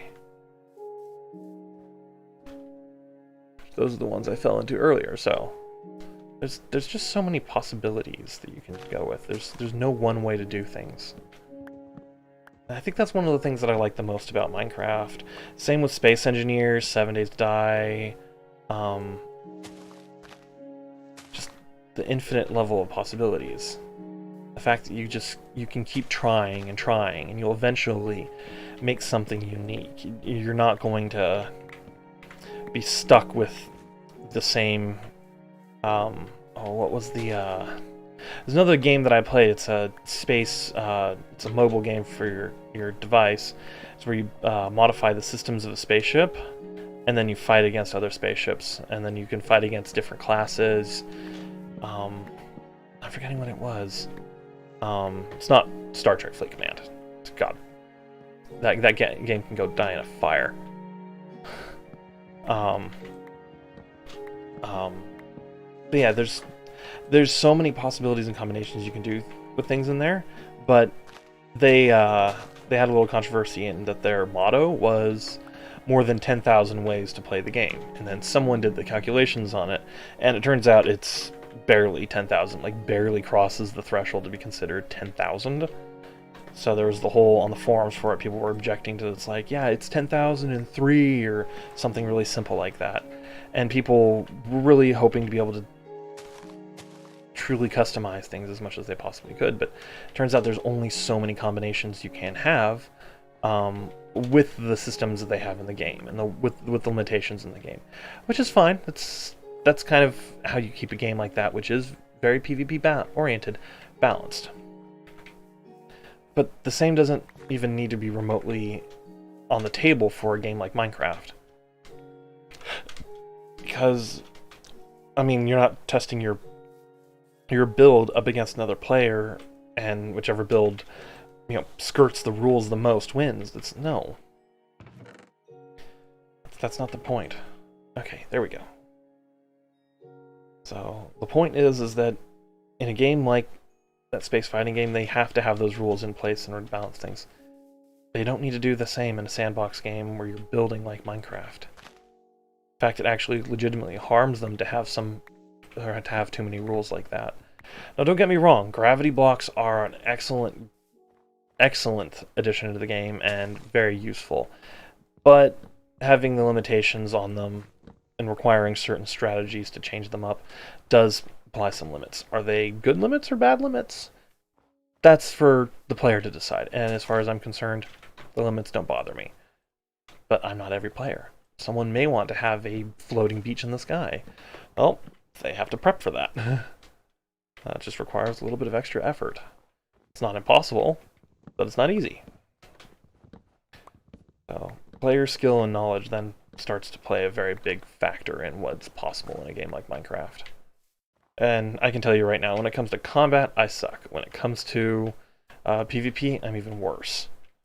That said, I'm just in it to build, in it to have fun, and the survival aspect of it and the resource management aspect of it is one of the things I actually enjoy in a game. So,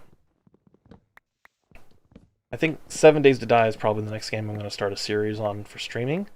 And I'll do that after I get this a little bit further forward, a little bit further progressed. At the very least, have some functional farms in the castle before I start looking at another a game to add to my streaming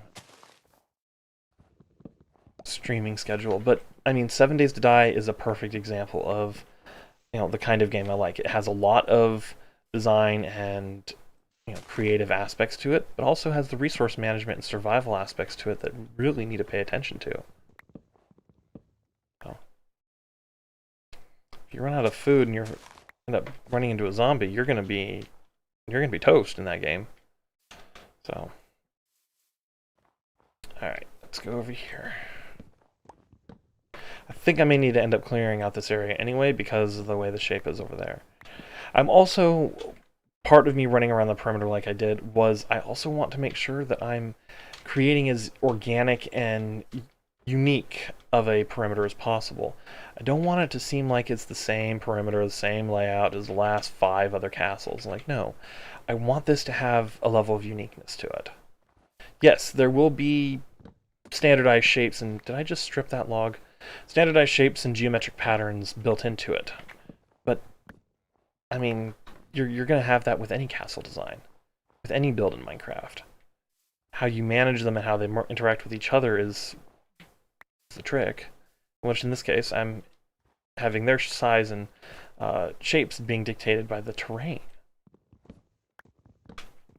Allowing that level of variation that I was hoping for. Alright, so I would hazard a guess that right now the clearing's probably a little over 1/3 of the way done. Probably approaching the 40% mark. So I will not say half, because I don't believe this is actually truly half. Ooh, lots of saplings. Don't believe this is anywhere near what could be considered half. So it's getting there, and it will probably be there in about another 10-15 minutes, but it's not there yet. So, and that's okay. This is supposed to be a mega base. This is going to be a large project. So this is phase 1 of the mega base. I should have said, so I should rephrase, because there will be more phases to the base that are going to be just as, if not more, expansive. Well, I'm going to need to have a plan in place for them, so that's what I'm working on. Alright. Oh, this whole area is clearing out quite nicely. So, will I have this area cleared up by the end of the session? Maybe. Can't promise anything. But, certainly get a good amount of the way there. Last time I came up here and clear cut, I was only aiming to get a certain number of stacks of wood. I got that. Now I need to focus on the clear cutting. And so far so good.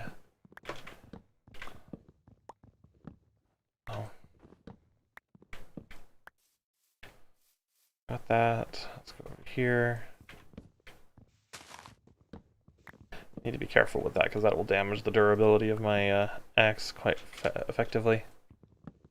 Alright. Alrighty. Just got a few more here, and then I think that'll be the middle of the base. So I haven't decided on exactly what kind of layout I want the castle to have. I do know I want it to be kind of messy. Like there's seemingly randomly placed towers in places that you wouldn't necessarily have expected in a planned design. Yes, I know I want to plan the design out, but I want it also to have that aspect in there. There are so many well-designed castles in the world and in Minecraft, but so many of them look so geometrically formulaic.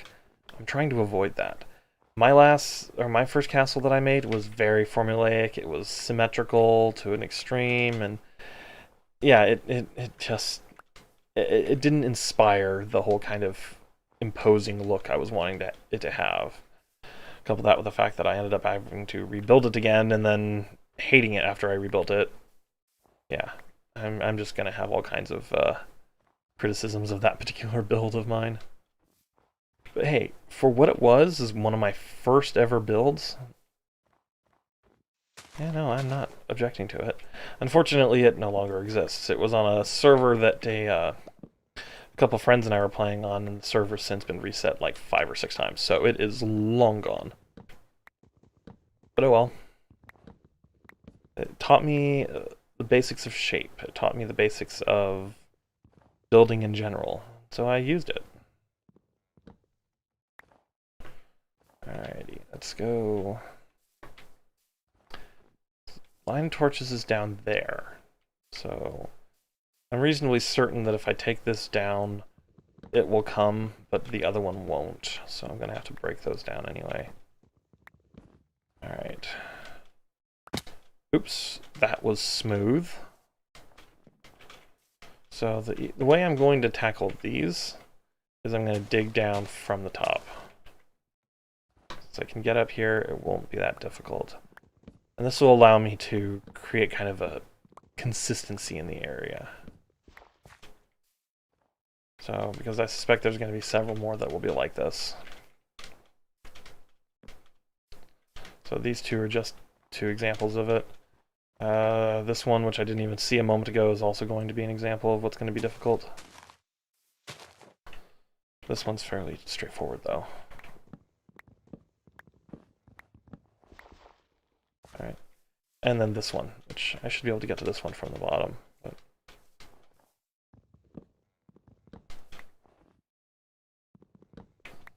it's not all that high, yeah. Alright. There we go. Now these will all decay as a group. Give me a good little snapshot into this space. So I'm clear to continue going this way.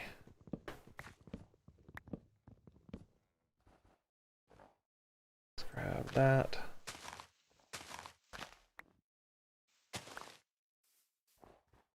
Alright, let's go running around and grab some of the stuff in there. I think I'm getting to the point where I can confidently say about 50% mark. So, I know I just said a few minutes ago that I wasn't quite there yet, but a lot's happened in the last couple of minutes, so... Whoops! How did I miss those? You know, I bet I was chopping them down last time I was here, and my axe broke right as I was going to go for it. So... Alright. This is coming along. This is coming along. Alright. Oh yeah, I definitely want to incorporate this as like my mine entrance. Ooh, goody! I see a zombie and the spider down there. So that does mean I need to go this way. So.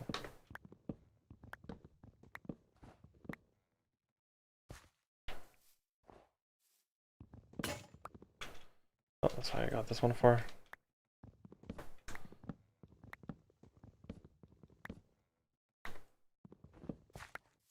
Alright. This way, oops.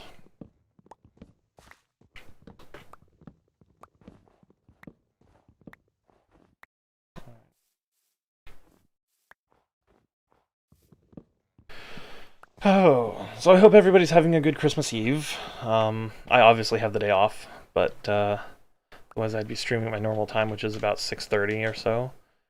So I'm gonna do 2 streams today, which is, you know, that's a big goal for me.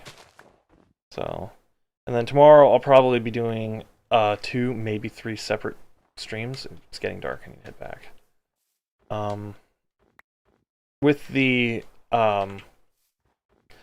With the objective of, by the end of tomorrow, I want to have a lot of the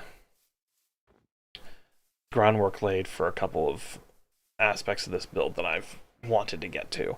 I will have some of it ready tonight. For example, I do want to have the villagers moved over here. I see more pumpkins, I think. Maybe that's just dirt. Maybe that's just dirt. But yeah, it's tomorrow on Christmas. I will be streaming, and I will be trying to get a lot more done here.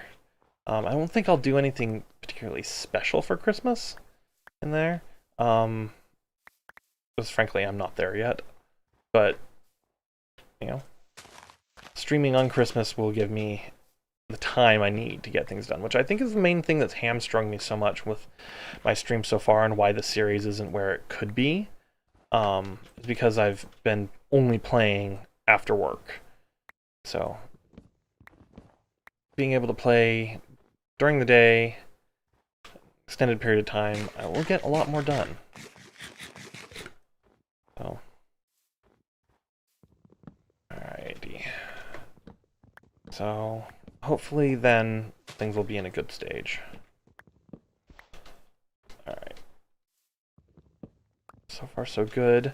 I'm confident that I'm over the 50% mark for this clear-cut project.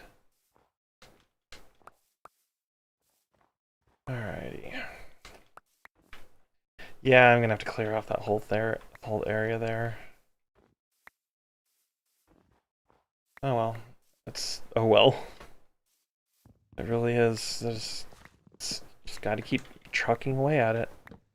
Yeah, it's a lot. It seems daunting, but hey, everything seems daunting at first. Just gotta keep at it, and you'll eventually get it all sorted out with. It reminds me of one of my friends from O-Game. It's an online space strategy game.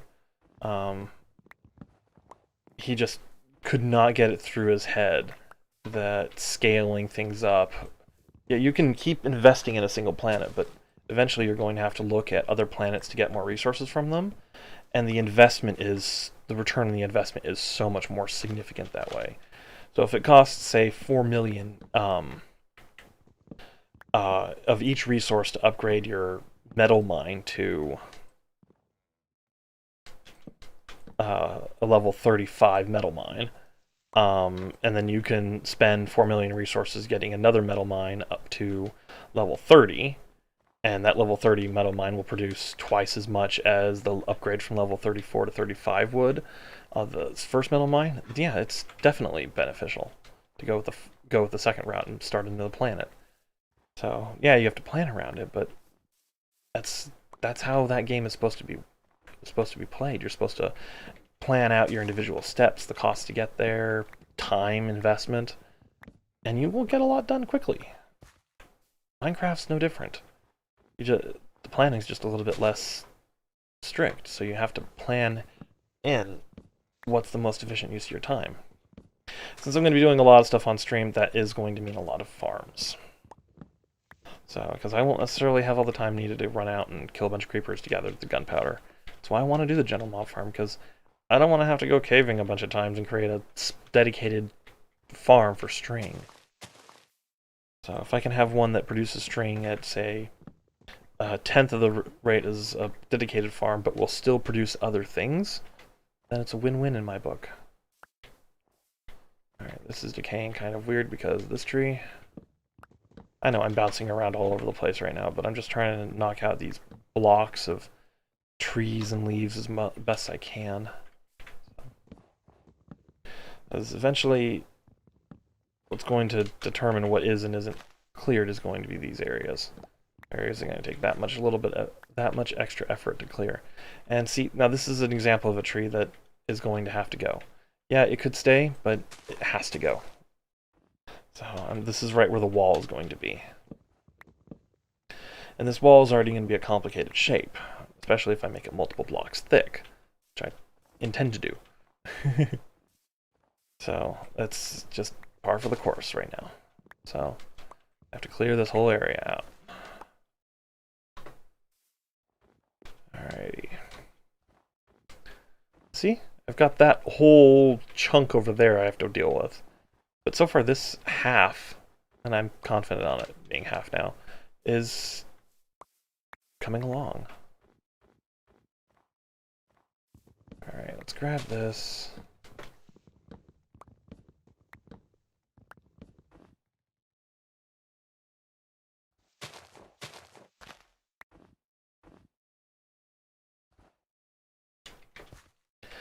Wow, I almost just sneezed full force right into the microphone. That would have been loud for everybody. I apologize. I managed to mute it just at the right second. Don't know why the last couple of weeks my allergies have been going absolutely nuts, but yeah. Oh, it's just something I have to deal with. Alright. So in this area, for example, this tree might be fine to stay. These definitely are not.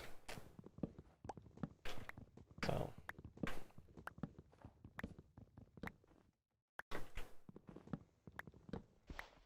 alright, let's go here.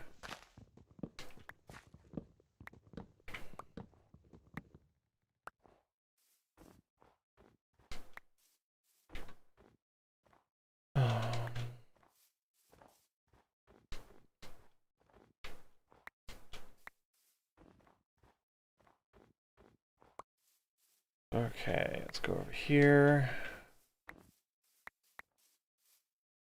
See, I can leave this whole area and it will look just fine. Just gonna run around for a little bit, collect all the various drops and stuff from the leaves decaying. Maybe practice my parkour a little bit because God knows I need it. Alright. This is giving me plenty of sticks, which I can use for more torches and for rails. So let's go over here, see if there's anything still on the ground from here. May have been long enough that some of the things may have started to despawn. That's okay. It's not the end of the world.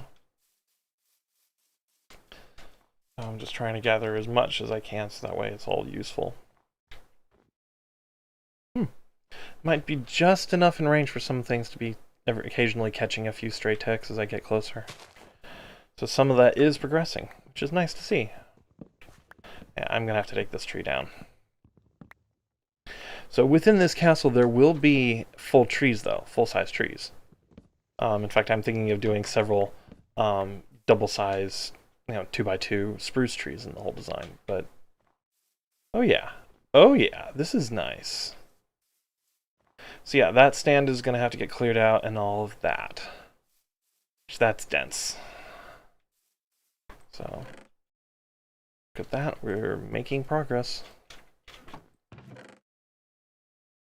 I'm just gonna do this for now. Throw that in there. Alright, take a crack at this section here. Start chopping down as much as I can. So this supply of wood is very, very useful. So, and let's go up here. So I may have to, after I get all this area clear cut, because it's going a lot faster than I thought it was, may have to head to the jungle just to start chopping down some more trees. Because I'm going to need a lot more jungle wood than I currently have, and if they're not growing here, that's a problem. I'll have to set up an area nearby there that I can set them to grow and then run to the jungle, chop down some trees. Ooh, I remember this. Yes. Little throat to like a volcano setup. So yeah, so I did go through and clear out some of this area already. So yeah, just the overall So I think that means on this jumping around. I think that means on this section of the rise here is going to the main keep. So it means on the other side of the hill over that way will be the support structures. So that's fine. That is very fine. Let's go here.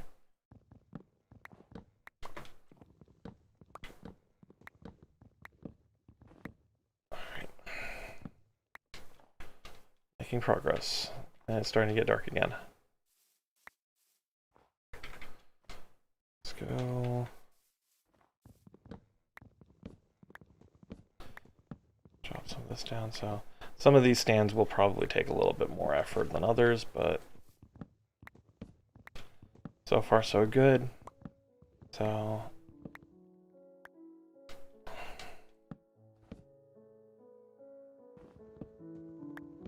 alright. I want as much of this as flat as possible. Alright. I guess those leaves are just taking their sweet time to decay. Alright, let's sleep. Let's get through the night. So, the last thing I need are some phantoms to show up on me. Alright. Let's go over here.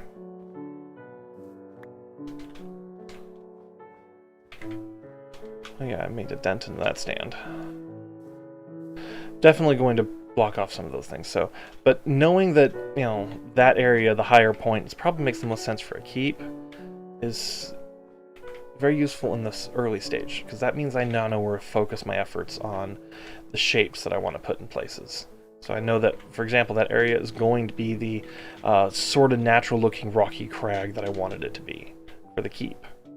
Okay, now I know where to put it.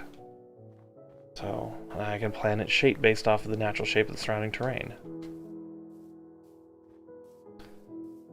This definitely has to go. This right here definitely has to go. Alright. Because it's right here, it's just, yeah, it's going to interfere with the wall too much. And, oh! I guess I need to go back and make another axe, I forgot. Well. That's okay, though. That is okay.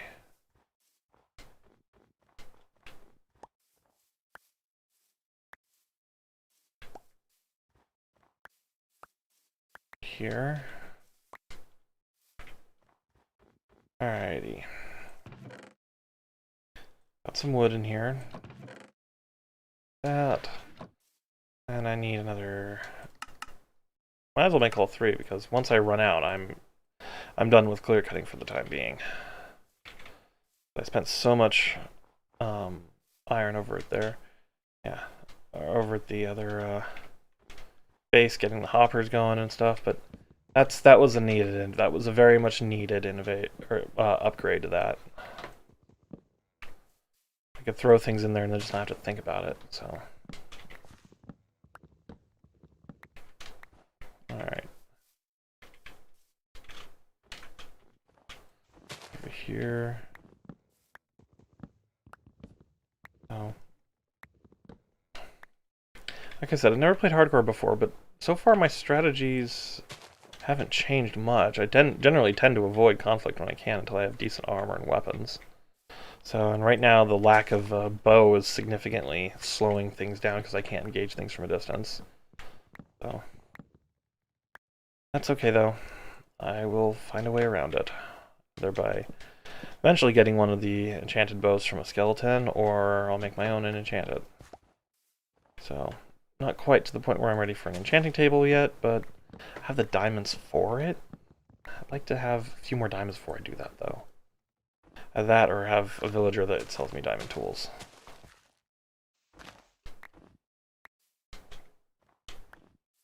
So, if I can have a villager that's selling me diamond tools, that'll alleviate a great deal of that particular concern right there. And since I'll have mending and unbreaking and stuff, I could enchant my tools up quite a bit. I'll just need a source of XP, which is also something the general mob farm could help with. So, but I don't know. And the nether, to make some of the farms I want to do, I'm going to need resources from the nether, mainly nether quartz. Yeah, that's going to be nether's going to be a project in itself. Nether and I have very rarely gotten along.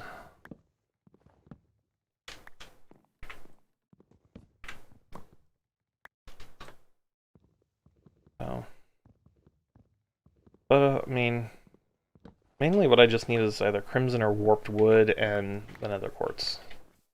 Which the nether quartz is no small ask, given how much of that stuff you need to get through certain things. So, and if I'm going to do that, I need fortune. I will need fortune. So that's something I'm definitely going to need first. Before I go in the nether, I'm going to need either a silk touch axe or a fortune pickaxe. So yeah, got those. Grab all this. So I think maybe I'll work on trying to get ready for the nether as well later. This is going along a bit faster than I was hoping it would. So that's a positive. That's a big positive right now. And since this is going a little bit faster, well, before I speak too soon, let's just continue. Let's go back and reconnoiter this side here.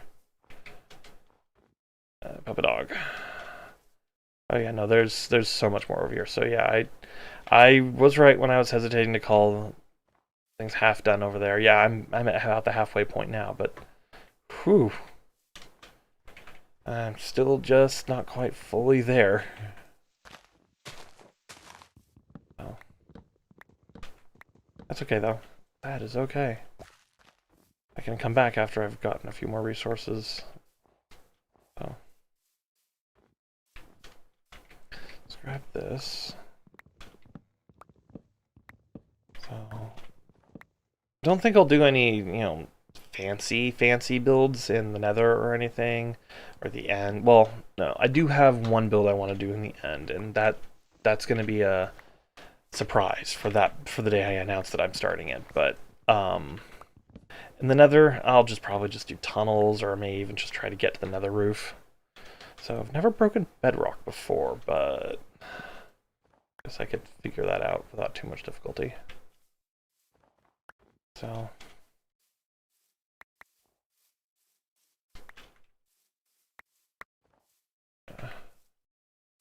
alright, so that's a little... So this is going to be like a little pit. So I think I'll factor this into the design of the castle as well. Just have this like little pit in front of the throne room or something. Or like, you anger me, and the whole floor collapses. So, yay for building yourself up like a, violent king. But, I mean, it's all in good fun, so... Need to find a way to transmit a redstone signal around in a couple different ways, so... Confident redstoner, I am not.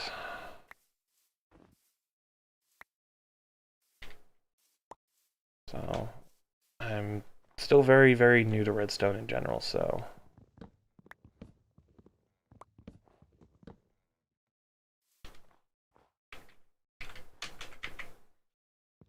Alright, smooth. So...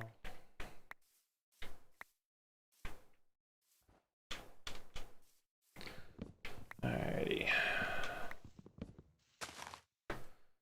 Eventually, when there's a lot of people on the stream and whatnot, I mean, I'll definitely be answering questions and discussing things.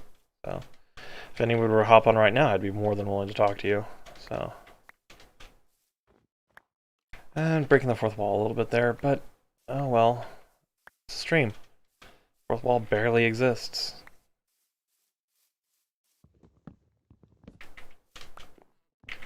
So.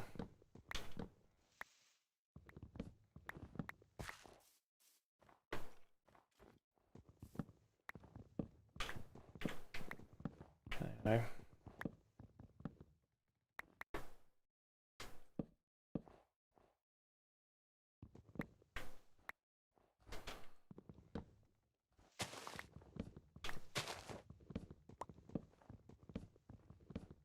Alright, let's grab that.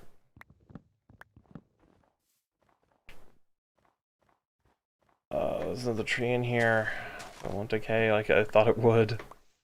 That was so silly.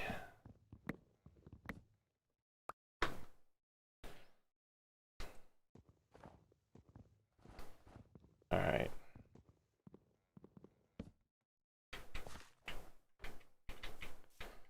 Decay like that, so I can go this way. All that wood.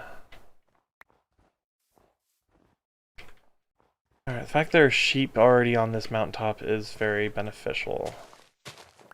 Make a wool farm so much easier to do.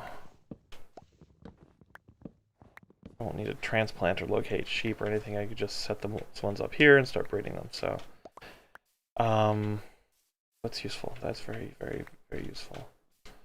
So, like I said, I'm going to go with the design that Zazuma made, which is it's just a large room with plenty of space. The sheep can move around, but there's dispensers all up above their heads that shoot shears at them. So, and it's, you know, it's not based off an observer or anything. It's just simply based off of a timer. So that I'm confident enough I could do. So simple enough. Yeah, I've done the other type with, you know, there's an observer that observes the grass, and when the grass changes, it shoots the shears. But that one was always difficult to turn on and off, especially when I needed to change the color of the sheep, because the window I'd have to put the new dye on their wool was so small. Alrighty, let's hop in bed.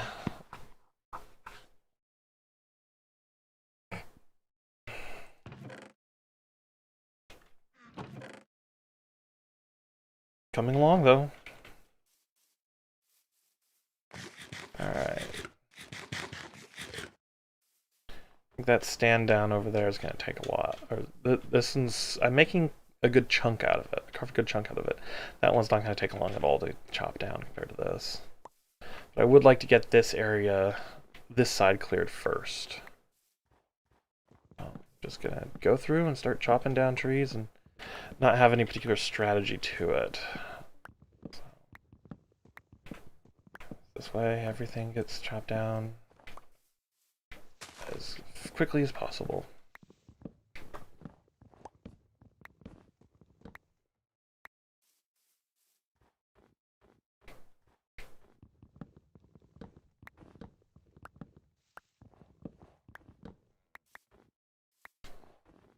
So, let's go here.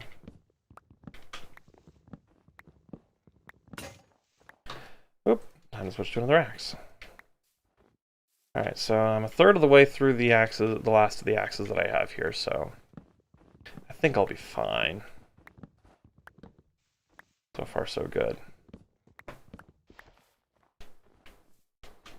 Anyway, so this castle is going to be, it's not going to be just a castle with a couple large rooms and everything. I want this to be a fully furnished, fully completed interior of the castle. It's what I was working on in my castle on Bakecraft, and getting its interior ready, and I want to do the same thing for this. So there will be servants' quarters, which is actually going to be the villager trading hall. There will be kitchens, banquet halls.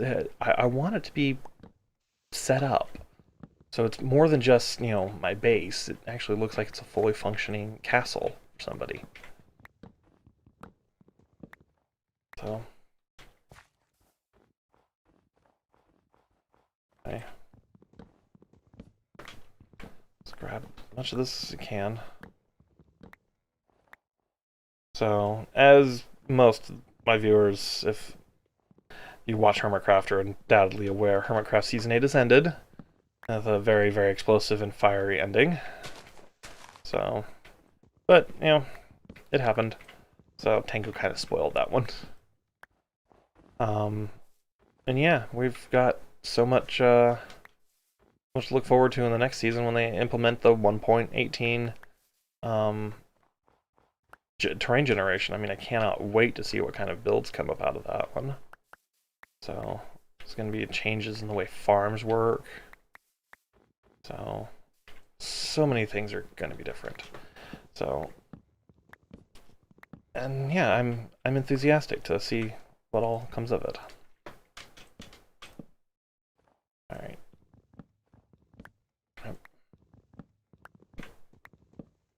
I saw out of the corner of my eye something. Yep, despawning. Oh well. As long as I get the majority of what drops, that's good enough for me.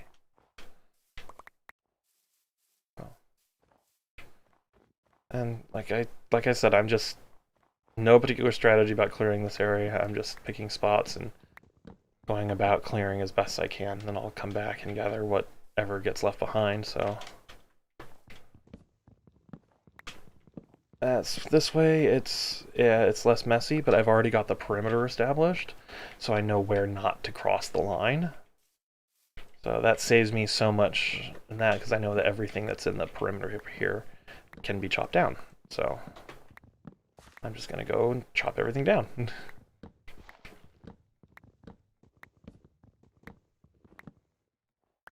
Oops.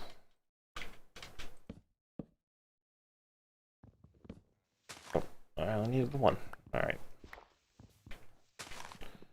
Since this one's got such a straight bark, or straight trunk, I'm just gonna assume that it was high, like tall like that one. Alright.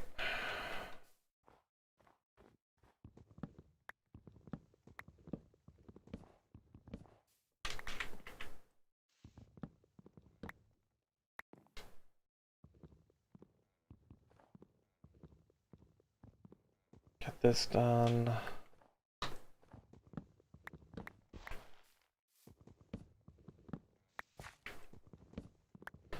And yeah. So I think to set up the initial perimeter, I'm going to need some concrete powder and some dye. That's my favorite method of laying things out. I know other people use wool, B-dubs, Zoomovoid, Pearlescent Moon, Gran. I prefer using concrete powder. Yeah, it doesn't allow me to build, vertically, but I don't want to build the vertical aspect of it. I just want to see the footprint. Vertical aspect of it, that comes in time with the building of it. If I have the footprint in mind, I know that, okay, I can fit this kind of build here, and I can go from there. So yeah, concrete powder. And there's a swamp, so swamp will have lilies in it. So I can get the light blue dye, I can get blue because of cornflowers in the plains, and got green so I can make cyan and green dyes, so yeah, there's a lot of things I can use with right here. So I think I'll just have a couple of different kinds of concrete powder used color coding. But that's a project for another time because concrete powder is going to take sand, it's going to take gravel, both of which are things I don't have a lot of. So yeah, those are two things that are difficult to get in quantities right now, especially since I'm going to need so much smooth sandstone for the block palette. Yeah, it was a risky block to choose for this area, but I think it'll really pay off.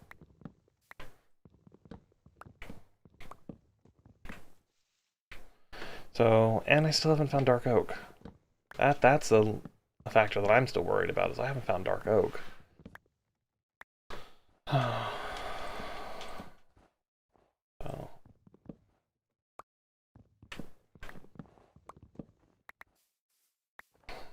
Let's see.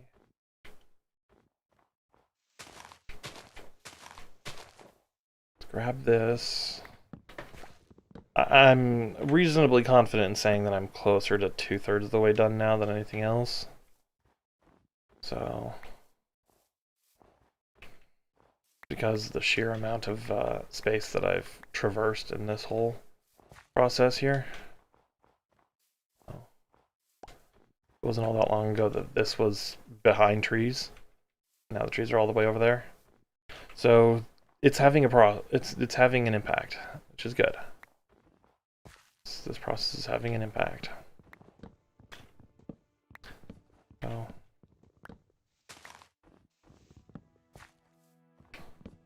and that's what's important, is that it's progress is being made. It's actually something I really don't understand about a lot of people, is they would rather just sit there and hold their hands over their chests and say, no, not doing that. Which, to be perfectly honest, there are some things that I will do that too, but I do it just for the sake of doing it. It starts to get kind of... really? And I deal with that a lot at work, because people seem to have an idea in their mind how certain things are supposed to work, and when that doesn't end up happening or being true, then they will stick to their guns. And it's really frustrating.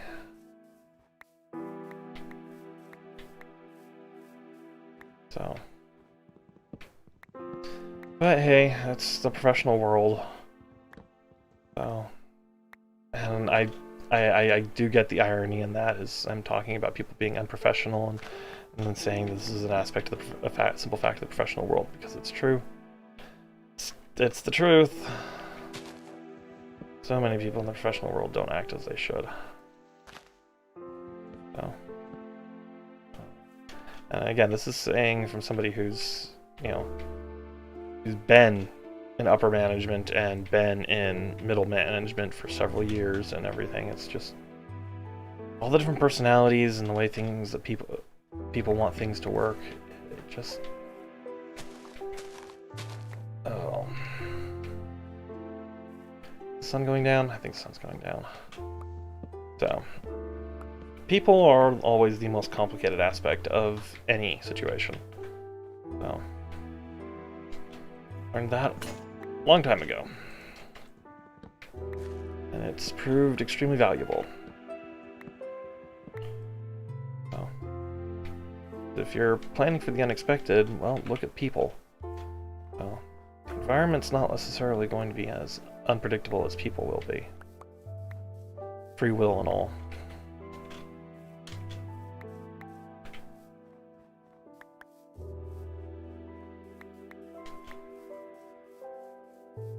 And that's something that a lot of people take for granted, but then don't accept when they need to accept it. Just, yeah. That's Insights by Wolf. Why people can be horrible. Well, that's, oh, a zombie spawned in while I was trying to get in my bed. Okay, fortunately, it doesn't look like I've had any issues with, or any major mobs spawning in or anything, so I think I'm okay for the moment. And have been okay this whole time, so as long as I'm going over and sleeping, I'll be fine. But this is hardcore, so I do have to plan for the possibility of skeletons, zombies, creepers, and stuff suddenly catching me off guard. I most definitely want to take this one down.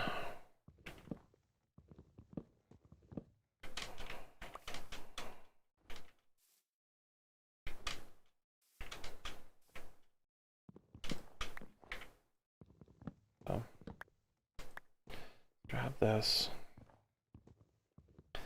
Oh, there we go.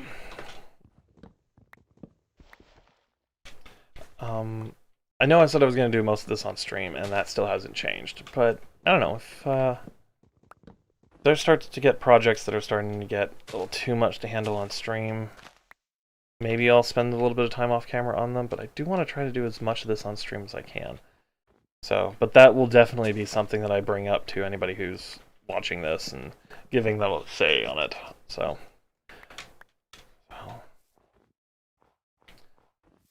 Oh. Alright, so I'm down here, and I'm going to say this has to go. This tree definitely has to go. Alright, let's grab that.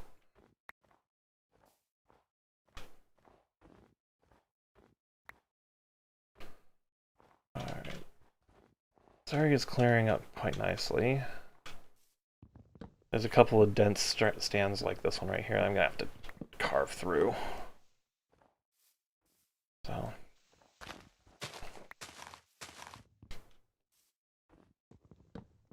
But hey, it's making progress. This is progress. May not seem like it, but it is.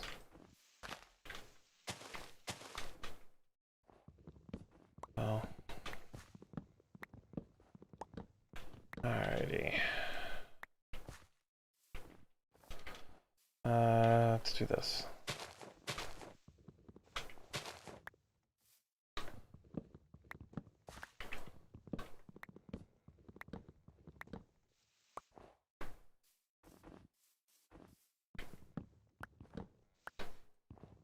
Alright. Making progress. Alright. I'll grab this stuff. I know I keep saying it, but yeah, it's coming along.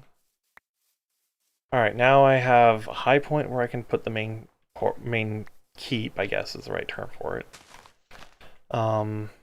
And then a whole lot of other spaces I can use for other buildings. So I'm thinking about the structure and the silhouette that it's going to have. It would make a whole lot of sense for there to be a large central anchor structure, which is going to be the keep, and then supporting it have like one or two other similarly sized, or not like similarly sized, but similar footprint, but much smaller buildings adjacent to it, and then have everything else be significantly smaller. So if the main keep is, 50 blocks tall, then everything else has a height limit of 30 blocks. So with the exception of the two other structures that are of similar footprint that have a height limit of, say, 40 blocks. So I know I'm generalizing right now because the main keep's, if I go with the design I want to do, the main keep is probably going to be about 110 blocks tall. It's going to be tall. And I think I will do that just because it looks so good.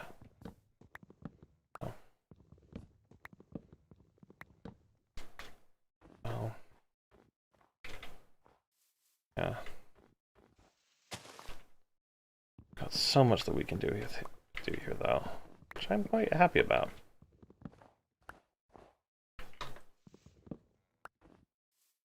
Alright.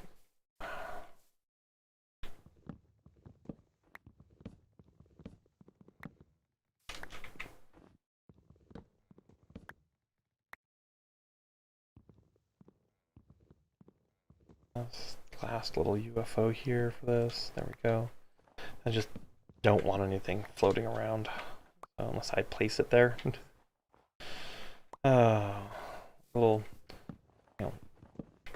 break from reality there. Unless I place it there, I don't want it to float.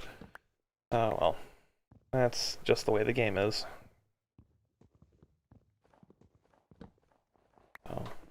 And just in case somebody is, a viewer here doesn't know or anything, what makes the tree decay is its proximity to a log. If there's no log nearby for it to be in proximity to, it doesn't consider itself part of a tree, and they'll randomly break after a certain number of ticks. So, the more of these you have, the faster they break. So, alright. This used to be all just like a solid block of leaves, so it's definitely there. I'd say we're definitely past the 2/3 point. So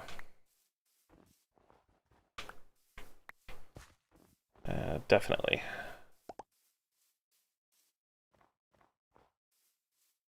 Alright, let's grab this.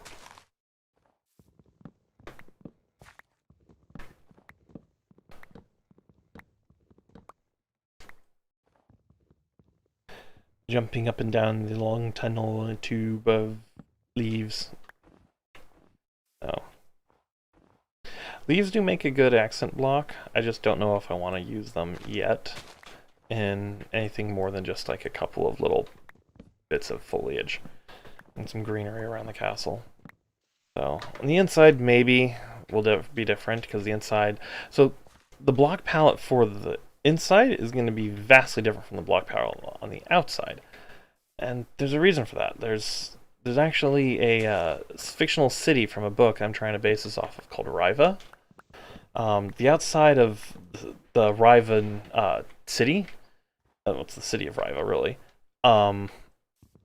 is gray, it's bleak, it's cold looking. It just looks like it's there to be imposing, but not there to be comfortable. Because essentially what it is. It's a fortress meant to protect a magical jewel. But that meant that everybody on the inside massively decorated their homes. So instead of, surrendering to the gray, bleak look of the city, their homes are warm, brightly colored, vibrant.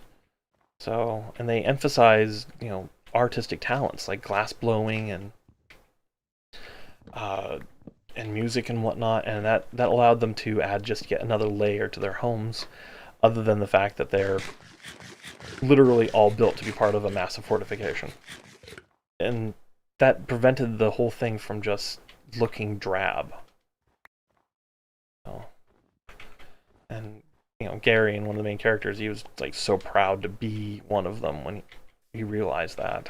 So I don't know. I don't know who here will have read David Eddings, but the Belgrade. Whew.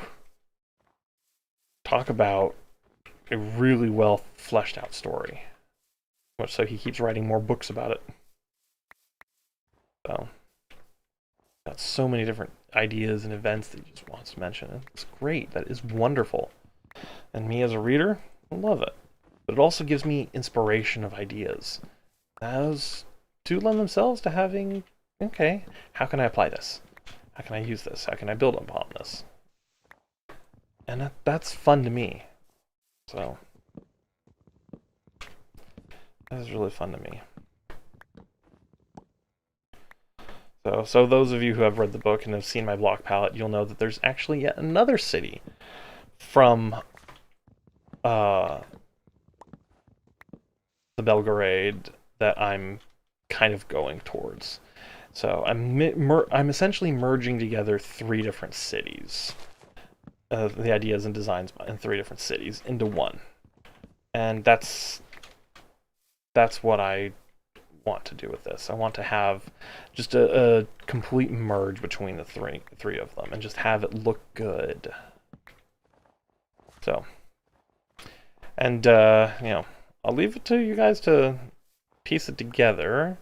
I will, however, give hints and drop, suggestions, and definitely mention names at various points in time. So, in case you all wanted to go from there. So you already know that Riva is going to factor into this one. There's 2 more cities I'm kind of basing this off of. And if you know what they are, go ahead and state so in the comments section. Much appreciate people taking a few guesses. So see what all people are thinking and what all makes sense to you guys. So what combination do you think would work well using Riva as a conceptual idea? Answer that question in the comments below. So, my axe is almost... My inventory's getting full too. My axe is almost dead here, so don't think I'm going to be able to finish this off. So it's okay. That's okay. I can definitely get a lot of it done. Let's see what all I can carve out here. Oh! Okay, well that happened. Let's punch this one so that way won't be floating there. Clear these out.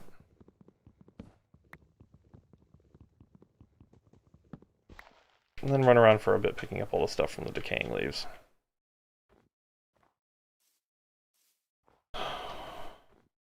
Yeah. I just don't want these things to create lag. So, there's so many different areas that are decaying though. I've got probably a quarter of the overall clearing project left. So if I were to go grab a couple of axes, I could finish it up here in a bit. But, it's 1:30. I've been streaming for 2.5 hours. So, get to the point where I need to start moving on to the next couple of projects in here. And this is so cool. Yeah, I was going to include all of this in the design. Just having this complicated footprint, that's just going to be so much fun.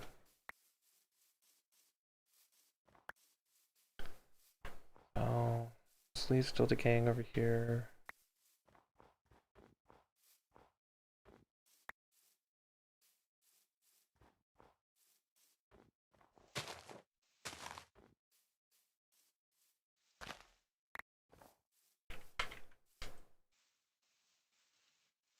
Just grab this real fast.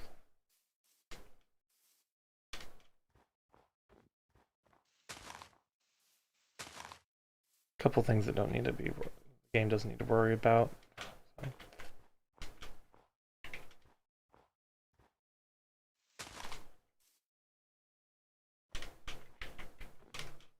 Whoops. I swear, feather falling 4 boots are going to be absolutely essential with me.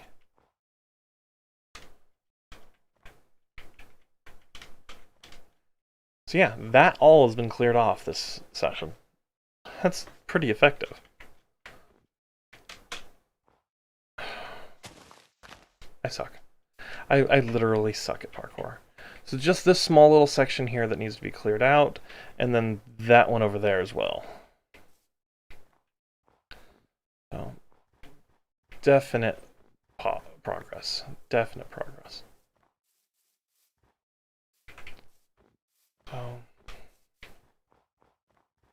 I think here in a bit I'll be ready to... I think later today I will be able to move the villagers. I just need to get, you know, a duper setup, which to make the duper setup I'm going to need slime blocks. I have the sticky pistons, but I'm going to need slime, which means I'm going to need to go to the swamp. So, I have to be there at night. Not looking forward to that. So, only need a couple of slime balls.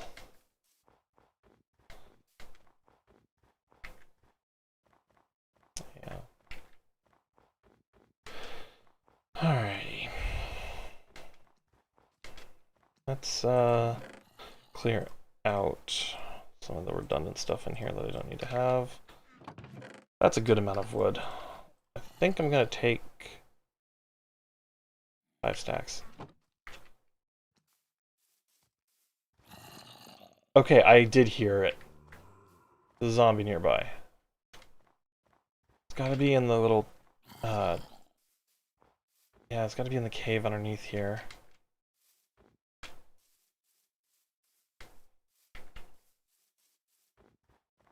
It's gotta be in this thing. The access is... Not the access?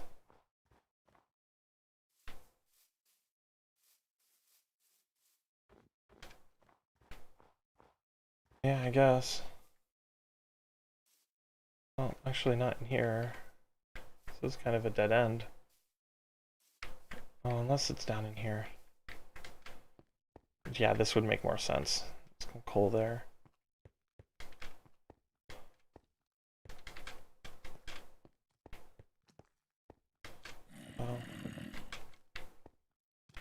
Oh boy. Okay, I saw at least 2. The other one had an enchanted helmet on. Of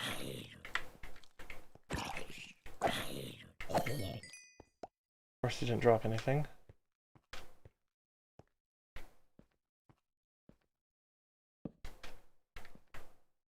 Okay.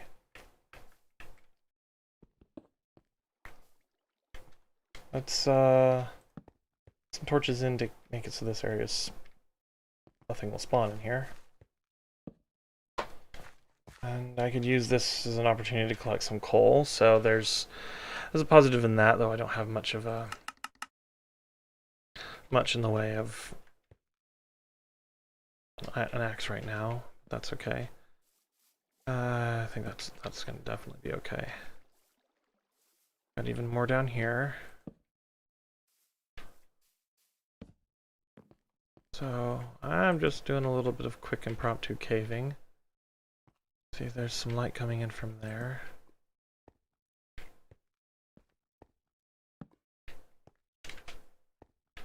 So this whole area gets a little less spawn potential.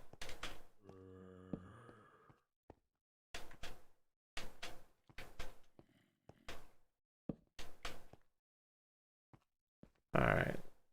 I think that's sufficient for the moment. I want to see where that goes, because there's light coming from there, which means I probably have a torch in there. So this cave likely connects up elsewhere. Alright, let's just do this.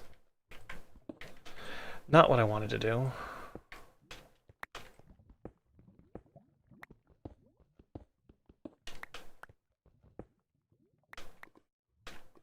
Okay. Oh, iron.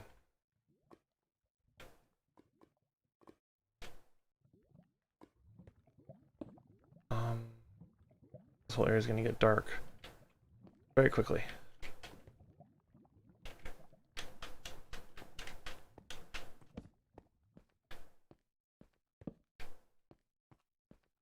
Ooh, my. This is extensive. I will have to spend a fair bit of time clearing this space out. Finding all the resources in here. Because I do not believe my pickaxe will hold up that long. I'll grab the iron that I passed up there a little bit ago. So that's definitely worthwhile to bring. Make a few more torches. But yeah, I don't...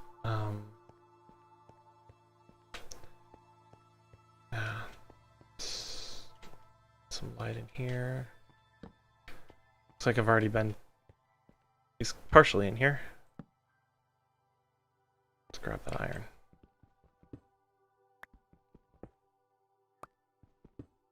Alright.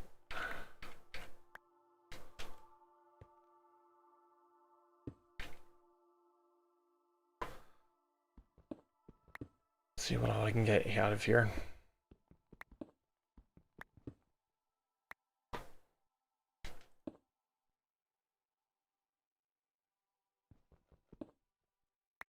Alright.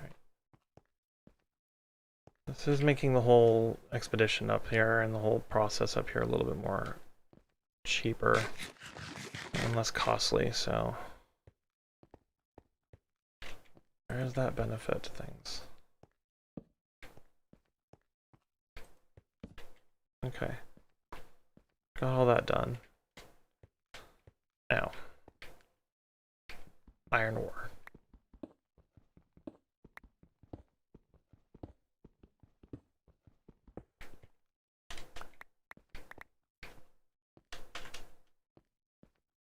Okay. That is a way out. There's also a way out. And it's snowing. Of course it's snowing. That's probably the one thing I'm going to need the string for the most, is blocking things off so that way that things don't spawn as much.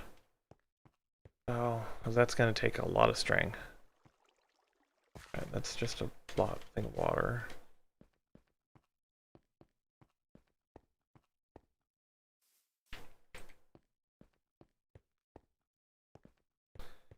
Yeah, I didn't go very far this way because it goes down so much, so I have a little bit more confidence right now.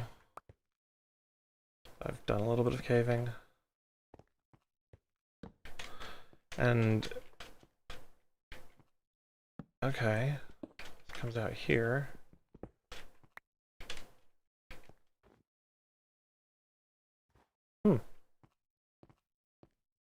Lots of coal. So I think on my way out I'm just going to mine as much of the coal as I can.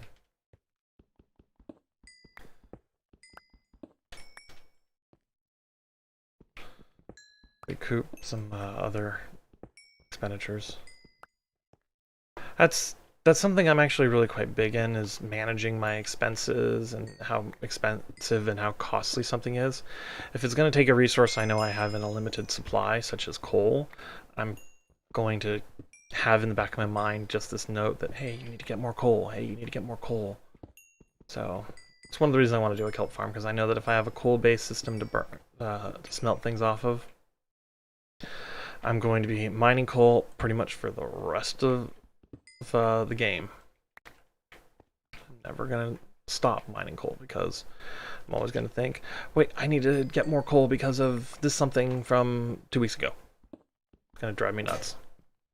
And there goes my pickaxe. Alright. That's a decent amount. I can get out this way. I kind of want to see... It's dark. It is dark. Lost track of time. It's dark and I've lost track of time.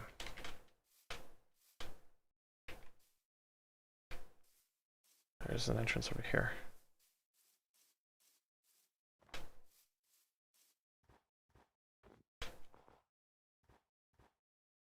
Alright, green flash out of the corner of my eye looked exactly like a creeper for a fraction of a second.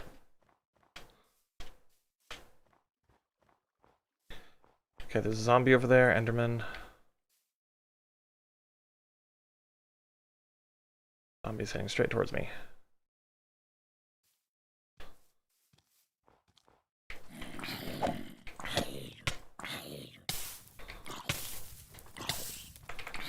Ouch. That happened. Put the zombie out though.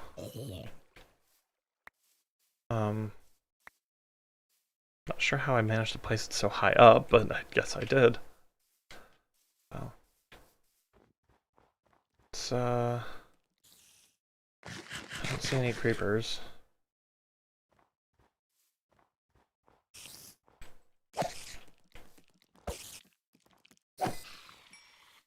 Piece of string.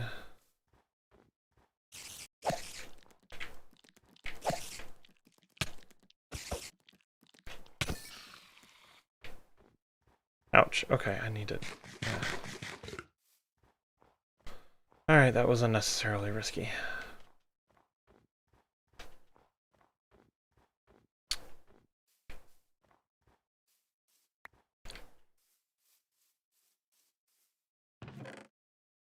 Toss that stuff in there. Alright. String. Let's go back to base. Head back this way. And after I think I get a few things organized, I'm gonna go and farm my work on my farms a little bit, and then I think I'll be I think at that point it'll be time to call it end for the stream here. Oh, I got some arrows and bones, so something was over here. Like a skeleton. May have been a stray, but it's probably a skeleton. Alright. Let's head back this way. I swear I saw a flicker of purple over there. Alright. So, some of the sugarcane was growing, some wasn't. But it looks like it was all still within the render range. Or it's all still within the simulation range. Which, that's okay. That's okay.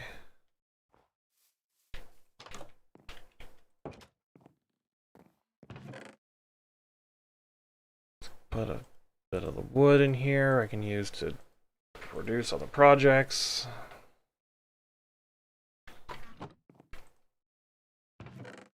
Toss that in there. I got the gold ore, and the yellow and the gold is too vibrant for me. I'm gonna have to use this for other things, so it can go in there. Got plenty of iron. That's good. I've got string somewhere. Or maybe not, maybe that's literally my first piece of string. Alright, well I'm here. Let's make tools.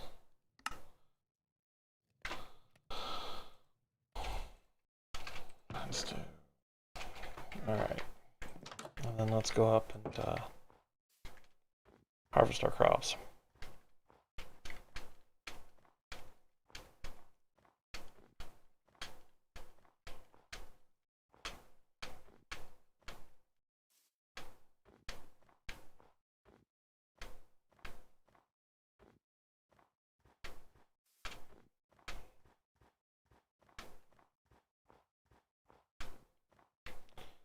Okay.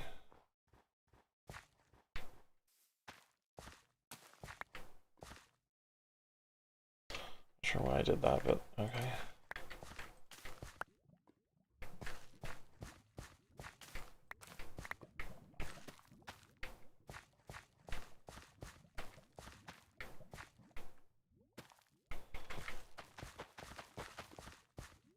Alrighty.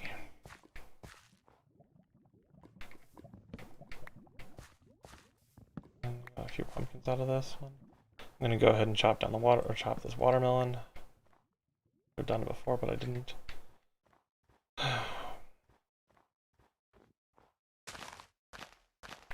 Just aren't growing here. It's a frustrating thing.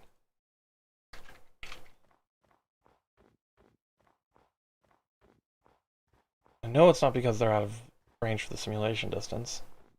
So let's put them...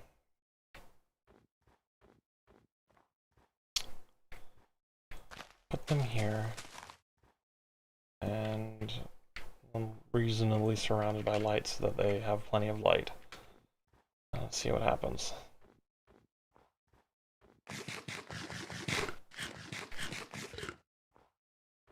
Alright.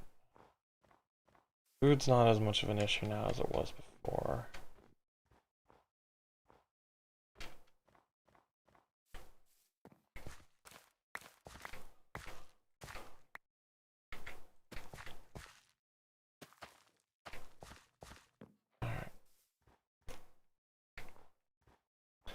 They're coming along nicely.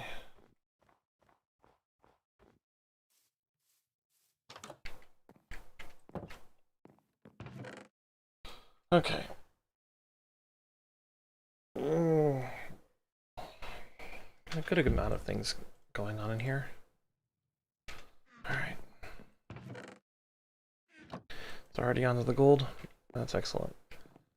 Alrighty.